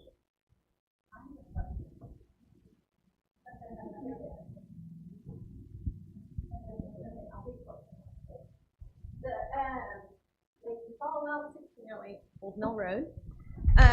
The road erosion on Park Drive and South Ridge, I make that drive every day. That parking lot right there, who owns that? It's not the village, that's Which parking lot? The parking lot right there, it's right across from the view. That's the, Mill Creek? Mill Creek. I think it's Mill Creek Golf Course, yeah. Okay, because they have a lot of sand there all the time, and I'm wondering, y'all may know more than I would, do they use a big tractor on that road every day? Do y'all have the measurements of what is the city and what's theirs? And then, what does that play into the road erosion? Because sand piles are there all the time. It's far enough away from the area that we're talking about that it's not a factor in that at all. Okay. This is probably 15 feet to the east of it and then more to the north. So you still got a great distance right there. The sand, that they're not bringing in heavy machinery. That's Joe Oliver, and he pulls up there with a gator or a golf cart with a little pull behind trailer, and he just puts sand in that. Okay. So they're not using any heavy equipment on there. But that parking lot, that's their property. Okay. Good enough. Thank you. Thank you. Anybody else? One quick comment on, so the potholes, and we've talked about this, and I'll be really quick. I think, again, Alderman McDonald, those are great concerns, and I appreciate that, especially the engineering part, for sure. And the steel plate, which I will agree with Mr. De La Rosa, could come into play, but not necessarily today, in my opinion. I'm not an engineer. Potholes being patched at any level is Band-Aid. That's all it is. So you're just, I think, aiming to buy time in hopes that perhaps the road project goes, and then that will mobilize sometime in the next 12 to 18 months. Yeah, we're not doing repairs. We're doing point repairs. Yeah. We're saw cutting out, stabilizing it, making sure, and then putting asphalt overlay. Okay. It is a repair. That one, because it's so severe and it's right over the culvert pipe, a good point repair is going to be warranted, even though it's going to be gone in the next 18 months. But Smith Branch Road and other areas that we looked at, those are going to be pretty significant road repairs, and that's what those costs are. They're not patched. Well, a hot patch is not a cold patch. It is a point repair. Okay, then pardon me, but then to that point, those are fantastic numbers that you have right now for that scope of work that you're describing. And I'll read the scope just to give you an idea. Like for that right there, Smith Branch and Royal Street, it's a 20 foot by 24 foot section, 16 by 7, 9 by 8, and then 37 by 27 triangle on the east side of Smith Branch Road, and a 9 by 6 pothole just south of the speed limit sign. Saw cut, demo, haul off, excavate approximately 4 inches of failed subgrade, reinstall new subgrade at a depth of 4 inches, compacting to proper density. Moisturizing base is needed to promote compaction. Apply TAC SS1. I could go on. Like they're very detailed in what they're going to do. It's my love language. Yeah, sounds great. When we dim the lights, what are you talking about, man? Yeah, no, it's good. That's a yes, really. Sir. And then Alderman Lassiter, correct me if I'm wrong, but is it Pinnacle? Yeah, they live here. Yes. Yeah, don't they? But one of them that we does. I see their truck in Mill Creek somewhere. Yeah, I think. I was going to make a point that if they live here, then they would certainly want to not do a inferior job. Right. I would think. One of them is Owen Merriman, and he's a graduate of Salado High School, and I'm not sure. He went to college after that. I'm not sure where he went to college, but now he's with them. So it may have been his truck that you're seeing drive around here. Okay, anything else? No? All right, then I'll entertain a motion. No, we're not. Nope. No, we're not. No, we're Can not. I go to the next year? Yeah. The current year? Yeah. Proposed? Okay, the next topic is proposed budget for fiscal year 25-26. Same thing, this is pretty straightforward. I do want to get to the last page. You're going to street supplies. You see that we budgeted 24-25, 40,000, which is what you're seeing. Mm-hmm. Subject to change, we're proposing in the next year 80,500 to get more roads done. And if you look down at the other expenses, 98,006 transfer to INS fund, you're looking at 100,000. That INS is your fund balance. At least it is a proposed or anticipated fund balance. You can allocate it to any line item anywhere along the way. I know that some concerns are, well, this may be too low, this may be too high. Your budget can be amended, Mayor and Alderman, any time of the year on any item. If you want to go over on one item, if we go over on an item, because you wanted to move it somewhere else, It's your budget. Departments stay within their budgets. I can't exceed the general fund. I can't exceed the hot fund. I gotta stay within those budgets, but I can exceed line items as long as I don't exceed your budget. That is an industry standard for management of funds, okay? So in other words, the police department, I might exceed some line items because the department is responsible, but ultimately I'm responsible for all the budgets. I may exceed a line item, but as long as that budget in the department doesn't exceed what you've approved, it's fair game. Just like in streets or something else. If not, if I bring it to you and you make, and then you approve a change order, and I say, yeah, it's gonna exceed that, you technically approved an amendment. Then we just codify it or memorialize it at the end of the year, okay? So, you may not necessarily always like this.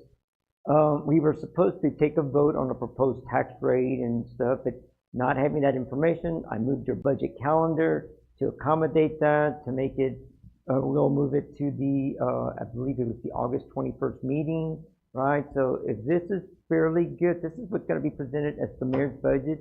I keep him informed.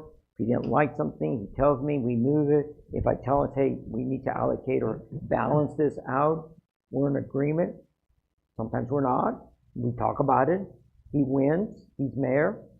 But it is, at the end of the day, when you approve it, it is your budget. And I try to work within those parameters. What I do want to bring is, this is all I really wanted to address this, but part of this is the next page, which is your capital improvement. I'm trying to put together a 5-year capital improvement plan for years, the current year, going out through 2029, right? Those are your 5 years. I've identified some of the projects, the textiles, the federal EPA, the appropriations, along with some of the software. How are we going to pay for some of these software? All right? So as I work through some of your ordinances, as I work through your short-term rental ordinances and incorporate it into your hotel tax ordinance, as I work at your special event ordinances and fee structures, as we go out for new auditor services, I propose that we're going to go out for plan review and inspection services. If we're going to get away from being dependent on a third party for their software, we're going to need to buy some software. And Alderman Lassiter, I'm frustrated that I don't have QuickBooks to even on the cloud, so I can download everything without sending an email to my accountant to be able to give you worksheets or to give you, it's frustrating. So some of these things I'm going to be recommending as I go through. Your capital improvement budget is kind of going to be incomplete, but it's going to be a template. We're going to continue to fill this in. We're going to have more discussions on it, whether before we adopt it or during the year as we improve it and make changes. What do we buy now? What do we buy next year and subsequent years? Eventually, this 5-year plan should stretch out to 20 years, and that's for capital improvements. That's for vehicle replacement policy, your police vehicles, your public works vehicles, those kind of large ticket items. So, I worked on a worksheet a couple of weekends ago. I sent it over to our accountant. This was something I kind of played with until I could make it work. I played with the formulas. So it'll work for us until we get much more sophisticated either on software or I get better at this Excel. So we can go back to the current fiscal year. Is there any specific item you want me to address or move? If you want a line item to have more money, where do you want me to take it from? Right? If you want something increased, I got to take it from somewhere else. And unfortunately, this is all based on property taxes, some sales tax. You know, we are missing opportunities on other revenue streams that it's just an education process, not only of the general public, our vendors, but also of my bosses. I need you to understand where I'm coming from. And if I can convince you, you'll agree with me. And if not, it is your budget. So I certainly want some input on where we go with this, but at least I'm trying to build this for you. With that, Mayor and Alderman, Mayor, any questions for me, or? I know, Alderman Sandor, No questions. Alderman Lassiter?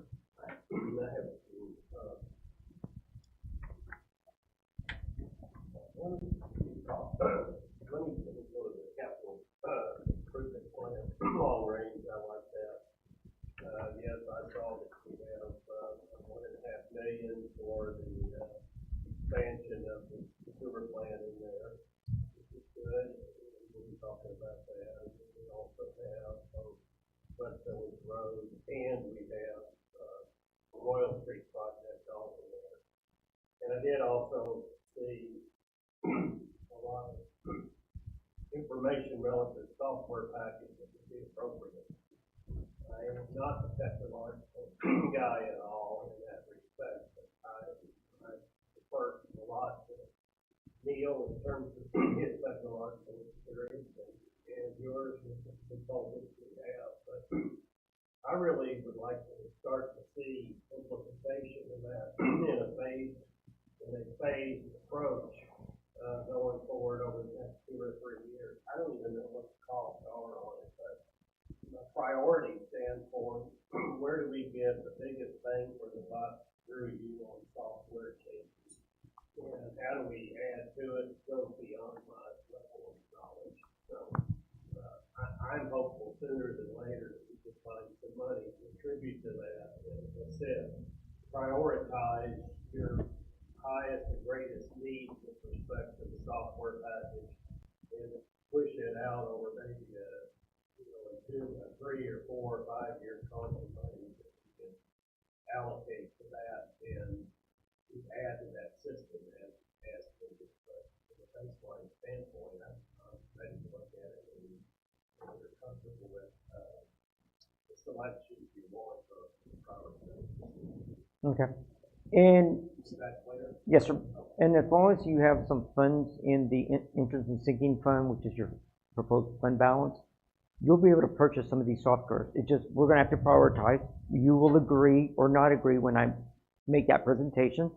I'll articulate why I think it's important, and you'll tell me if you agree or not.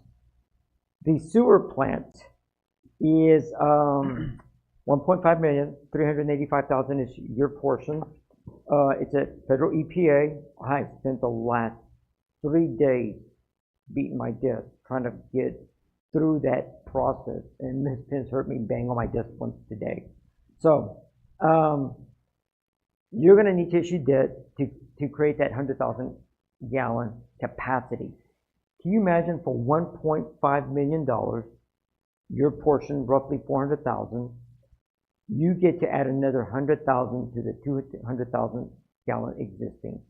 We've reached out to Sanctuary to determine how much capacity they need. I've confirmed with Jacobs that our current capacity utilization is 26% of the 200,000 gallons. But I can tell you, the FM 2268 development needed 200,000 gallons right off the bat. You said in that meeting there, in Sandor, Alderman Sandor, $5 million. I have the same thing coming up on Southern Oaks.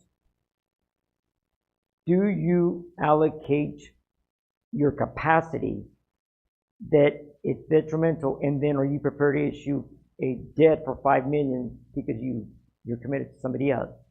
Those are questions that we're going to have to think through.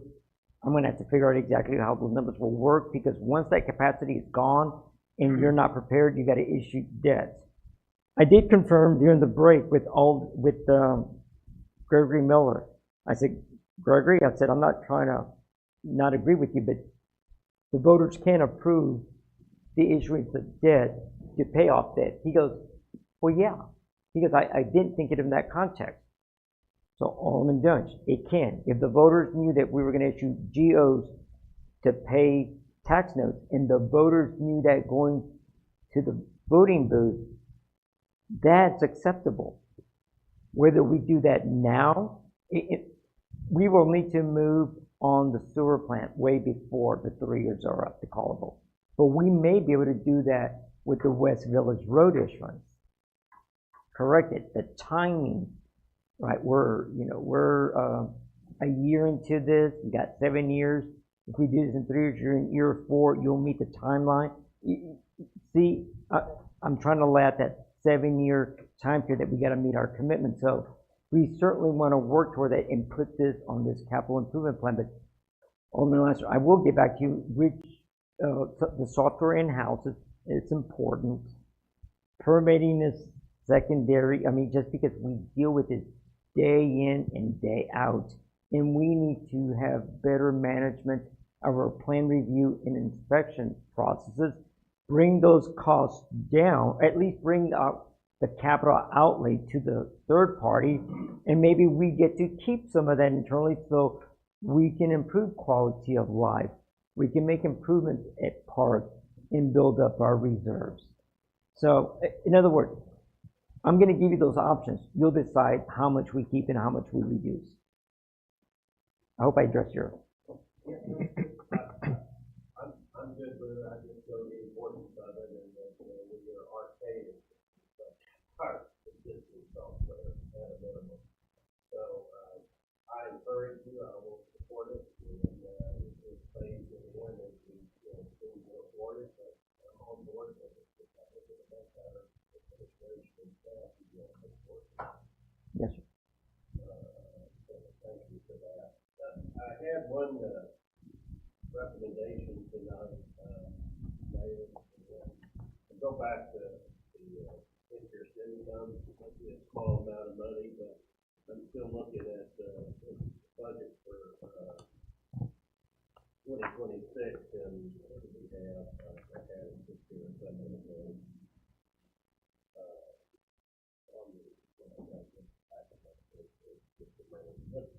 Somebody else say 26 on the interest income. What, 15,000? It's we projected for our interest income for 2026. It looks like we projected 12,000. It's a line item 4780. 4780. 4780 line item.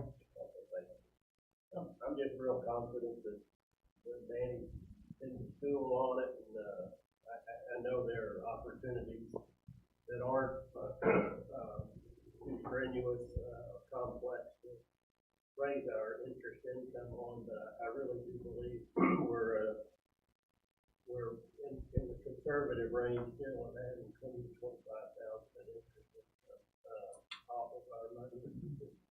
Manage our cash a little bit better. I see pretty comfortably, even if rates come down a little bit over the next year, that we still should be in the 30,000 to 40,000 range. Should be just 3.5% to 4% of our money versus 40. So I would ask that you consider that as far as some additional income. Maybe you want to set that up as something that goes to sinking fund, or I don't really care. I just believe we can do better on that front. And it really doesn't cost us anything.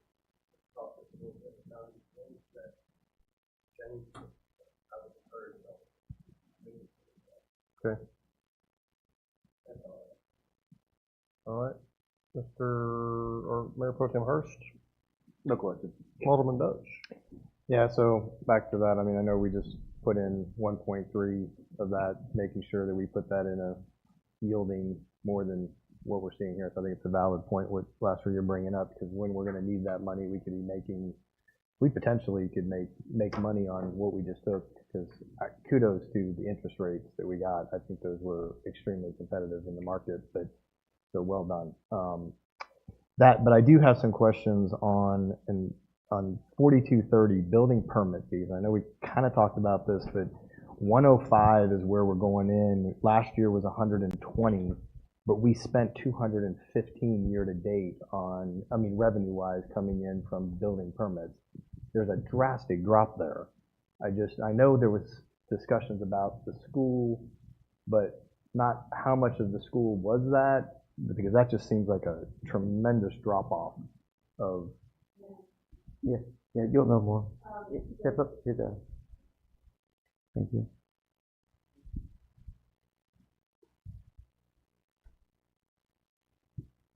The school district was 90,000, and that's where you're seeing that difference. So it was a big chunk of change. But If I then can we be so spend, clear. on the opposite, I'm assuming the professional fees for inspection, 5216-4, is where we had to spend the resources to go do the inspections and for the permitting and all those. Maybe I'm wrong, but that was at 239 year to date, and we're keeping those costs. We budgeted 90 last year, but we are budgeting next year 200K. So if we're not seeing as much permits, we're not getting, so the revenue's dropping, but the cost in the lower portion feels like it's staying the same. And it feels like it feels like the cost should be coming down if the revenue, because we're not doing as much permitting. So I understand, and we could probably make an adjustment a little bit on the expenses, but our expenses have really gone up. And she needs to kind of divide those line items out so you can really see what is being spent on projects for the village versus what is being spent on projects that we are actually reimbursing for. There is a big difference factor there, and I know that we haven't got that finalized in those line items. We actually discussed that. But there are some big projects like the school districts that are, kind of messing with our numbers a little bit as well. And some of those funds were different fiscal years too, when we're dealing with some of these big projects as well. So I think that we needed to adjust, right? We just don't have the data to help us with that. Well, and that's why, back to having better software would really help with this, because I'm looking at run rate versus with the budget versus, so I'm like, there's just outliers. That's why I'm asking these questions. No, absolutely. And I'm just pulling up on Excel spreadsheets to kind of figure out why we have such huge outliers. It just feels like the revenue has definitely dropped, but the cost has not dropped nearly at that rate. So, and if I can use another example, and this is, Water's Edge Townhomes. The village took in the funding for all that in 2022, if I recall. I would need to go back to my notes, but I think I'm pretty accurate on that. We are now paying for that inspection out of village's funds. In 2022 is when we received the funds. So there's a lot of that that's transpiring that really messes with our numbers. And again, it's hard to have that solid data. Without the right accounting. Absolutely. I mean, I know it sounds like an excuse, but I promise you on the day-to-day when I'm trying to re-invoice these developers, to get back some of our funds, it's very challenging. It takes me days. Yeah, and Gina, correct me if I'm wrong, but the revenue increased because Bureau Veritas's rate structure increased, and we wrote our ordinance in such a manner that we would collect 20% based on the permitting by Bureau Veritas. So the revenue stream that you're seeing doesn't all stay with us. We're only keeping a fraction, so technically 20% out of every building permit, which is not a lot. So what we're not tracking is, here's the revenue, but really it's a pass-through going to BV. We're keeping 20%. So what's our true revenue for us? Because these are expenses that are just coming in and going out. So we're working through those efficiencies, and it's been very challenging, but we've really come a long way, even though when you look at the, on paper, it doesn't seem like we have, but, we're doing major strides compared to where we were, if that helps. We need the right software. We do. There's just there's no question. And I should know the answer to this, but 5502 city planner salary. It was budgeted, we got 0 in there, so now it went from 75 to 0, but do we not have a city planner? Yeah, that position is no longer valid. I am now the director of administration, administrative services. So that got moved to that line item. You're still holding the title, but you've got broader scope now. That would be accurate, yes, okay. sir. Right. Just making sure where I understood where that So was. it's at another line item. Got it. No, I figured that, but I just needed a clarification. All right, cool. Thank you. No other questions. All right, Alderman McDonald? Yes. to Alderman Dunch's point regarding permitting and Bureau Veritas and things of that nature, I just want to say this to the board again as a whole. This is an opportunity for us to look down the barrel of, if we are spending that kind of money with Bureau Veritas, that capital cost analysis and only keeping 20 cents on the dollar, it would be a good time to at least look at it honestly what it would cost to bring in a quote-unquote, a code enforcement and building inspector for our own community, somebody who could be on the payroll, who would, instead of paying Bureau Veritas this money, we could pay that individual instead at a much lesser rate for obvious reasons. And in return, we have somebody here who's accountable, has the ability to do such things, and in addition to that, may very well, with regards to the Royal Street project and any other project that we do out there, can be part of the oversight and management. Am I misspeaking at this point on the allowable? No, but you're with that position. You want to bring somebody who's dedicated to do an in-house, our own inspector and that sort of thing. There's a software that goes along with that, and that's why we're having to hang on to Bureau Veritas right now, because of their software, and they're tracking all of their inspections that they're doing. But we don't have that. We have no way of knowing what's coming in or what's being tracked. So there is a request for RFP out right now for. That's for only for city auditor. Yeah. In the near future, we're going to do the one for. I've already requested. Some folks have reached out to me that do building inspections, other firms. So I have already collected requests for proposals for those services. That will be my next project to work on to get out, along with the investments of professional consultants. Go ahead. No, go ahead, Alderman. So, based on the cross conversation, so are you telling me that, in simple terms, that you are looking into it with the software side of it, and you are looking at potentially outsourcing the inspections to another firm for lesser money? Is that Yes, the sir. conversation? I am. Okay. Do you see a benefit if we had the software and the cost analysis was good, to also bring somebody potentially on board, in other words, as a full-time employee that could meet the same standards? They would know the community. They would be the person who would literally go to the properties for which we are doing permitting for within the village limits and pay attention to what's going on, versus calling somebody, setting an appointment, asking the question, because I'm stating the obvious.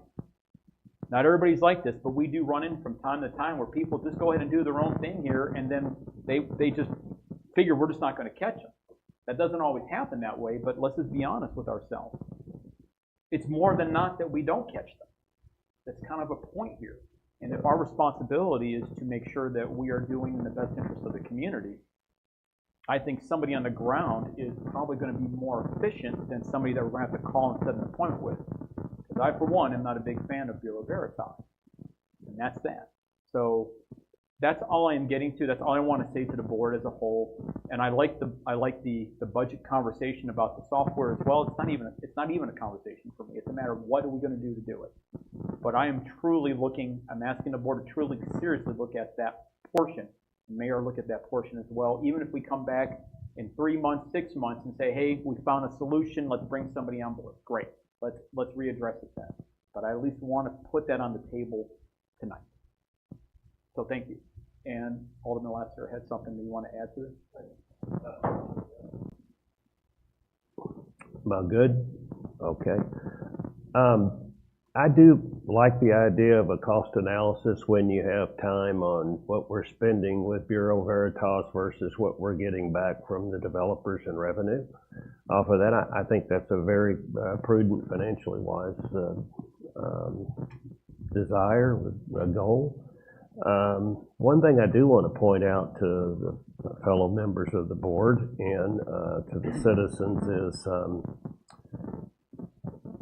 hiring one individual to do all that versus the amount of work that is going on here, and soon to be even more.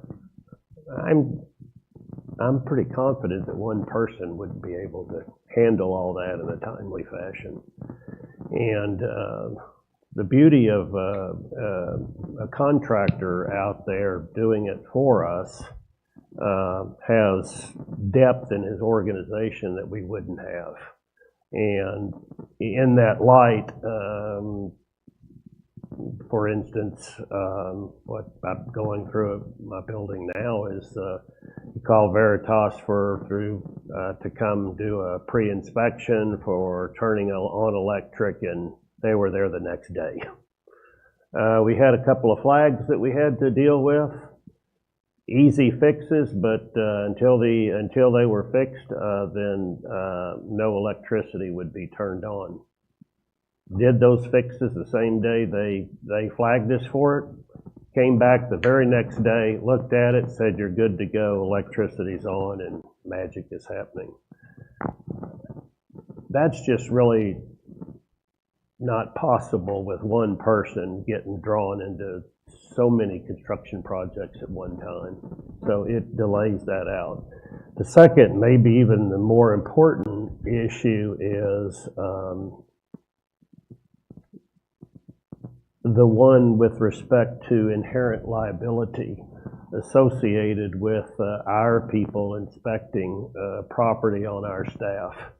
And when we have a third party doing that for us, we have some protection, if you will, because of the liability insurance they have to carry, that if a mistake is made in terms of that inspection, we may have proper recourse against the inspection company. Whereas if they're an employee of the village and they make the mistake, then we're looking down the barrel of the gun straight with nobody else in sight.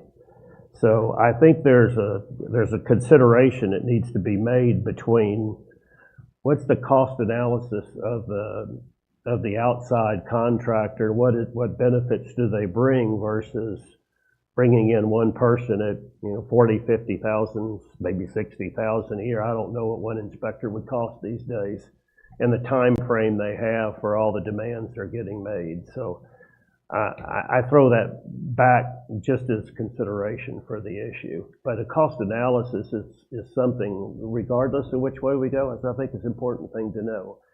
But don't ever discount the issue,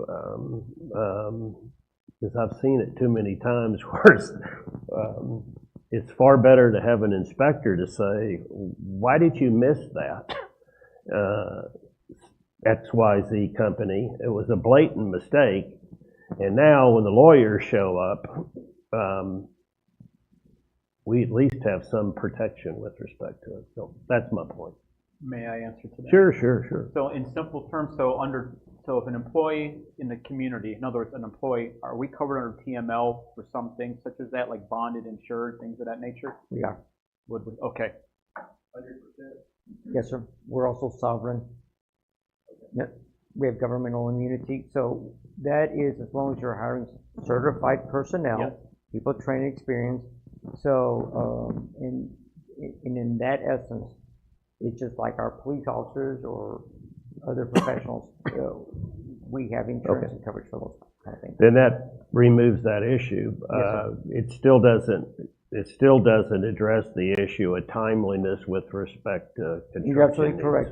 And what I was going to respond to Alderman McDonald was that if the idea is to replace Bureau Veritas, if that's the outcome from the request for proposal, they would be evaluated, we would see that, negotiate rate structures, should someone else be chosen, but it would be temporarily. If you're going to transition to in-house inspectors, and I suggest you do over time, but you transition slowly. Yeah. There are cities today, large cities here in Central Texas, that has full-time inspectors on staff and plan reviewers, but when the workload increases, they outsource it to keep the services continuing to be very timely. And that's how we would transition into a new phase. Yeah, I saw in the city of Cedar Park and also in the city of Round Rock many instances where the inspectors,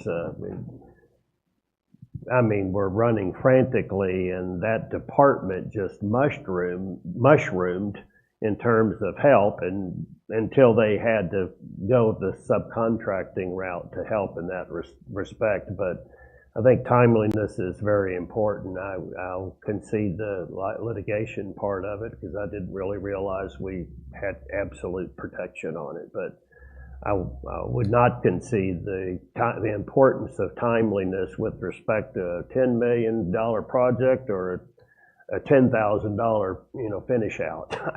It's just important in terms of doing business that you're not waiting for days, sometimes weeks, and even longer to get those inspections. There's a lot of money riding on getting things done and done timely. So. Yes, sir. Yeah, we could probably do the analysis with BV. One of the conversations I had yesterday with our accountant was, if we're billing development services out based on MRBs, our city engineers' plat reviews or construction inspection reviews, are we tracking those revenues? And the answer was no. The revenue comes in, we put it in general fund, and it's just a revenue stream. So we can't track the project. Yeah. It gets back to the archaic nature of our information. That's it, yes. So I do consider that for our efficiency. I concur. There's no way we can grow without it. I mean, absolutely. And the other thing is, before we just let go of Veritas, I just want to make sure, for all permits and records, does Veritas have all of our records, or do we own the records? It is maintained on their servers, their software. So so that's a big, before we just pull away. Yeah, so unless we have software, we have no way of importing it. So they send us electronic files, we open it, and then we have to transcribe it onto an Excel worksheet to track it and hope that we miss that day. So we have people that are sick, go on vacation, go on training, and I'm sure they miss some of those inspections. So Veritas will be bridged over time, most likely, because we would have to have a long history of records. No matter what IT project, what consultant you bring on. It's one thing just to buy software, it's another to have the whole database of records. We own the information if we can download it, so hopefully the next vendor, if we don't have our own software, we export and import it into somebody else's system so we can still have those records. Okay. Alderman Sandor had something or not? I'll be brief. So I think I am a big fan of having in-house inspectors when we can afford it. And really, y'all covered the back and forth of what I was going to say. So I just want you to know, like, you're not wrong. I support that too, but it would take a small team of them. I don't even know. I'd love to see at a later time in a different discussion. I'll circle back to you privately to see how that looks on a hybrid with just one city staff member. It feels like that would not work for me. But either way, at some point we definitely should employ city staff for inspection for sure. There's a reason why every city that can afford it does it this way. So that's it. Okay. Anything else? No, sir. All right. That's it for the workshop items, right? I have one question. Are we going to go over this one more time on the workshop? Yeah, we got a couple more. I was going to put it on the 21st, the same night that we had present the budget and the tax rates and vote. So yeah, I'll make sure. Yeah. And even before you vote on the ordinances, you'll have opportunities to ask questions. So I'll leave it as open as long as possible for those. Okay. All right. Moving on. Item 6 is the executive session. The Board of Aldermen will enter a closed executive session to discuss the following pursuant to Texas Government Code Section 551.087 to deliberate a revised redevelopment and economic development program proposal from the Salado Hospitality Management LLC. The time is 9:19 and we are entering into executive session.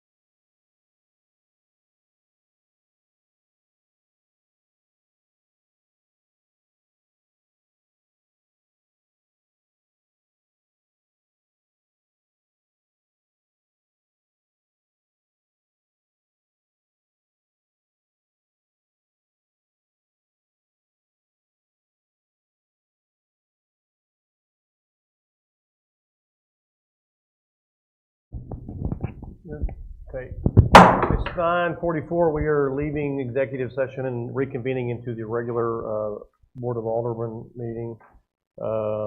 So item 7A, return to open session. A, discussion and possible action on agenda item 6A, which was to deliberate revised redevelopment and economic development program proposal from Salado Hospitality Management LLC, also known as Holiday Inn. So, Alderman Sandor, any questions? No questions. Alderman Lassiter? No questions. Mayor Pro Tem Hurst? No questions. Alderman Dunch? No questions. Alderman McDonald? No questions, Mayor. Any public comments? Nope. I'll entertain a motion. Motion to deny the request. Motion made by Alderman Dunch to deny the request as outlined in 6A, seconded by Alderman Lassiter. All right, any further discussion? Question? Can we state in there and no further potential of this? Yeah, you can If he wants to amend the motion. amend your motion for no further Conversation or no further potential of any application, or what's it called? Revised development agreement.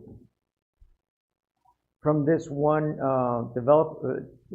this one property or any type of these? Are you talking in general? From this point forward, we'll deny any additional, Just this one right here. just this one? Yeah.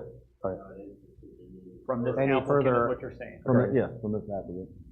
If So you I want make the to. motion, revise the motion to deny and no further discussion or other considerations will be considered.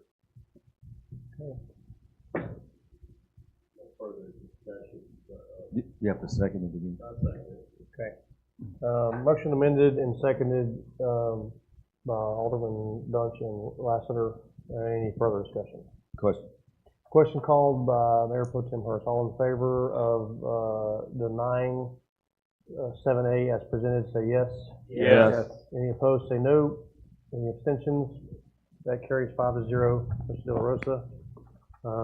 Item 8 is adjournment. Move to adjourn. 9:46, so moved.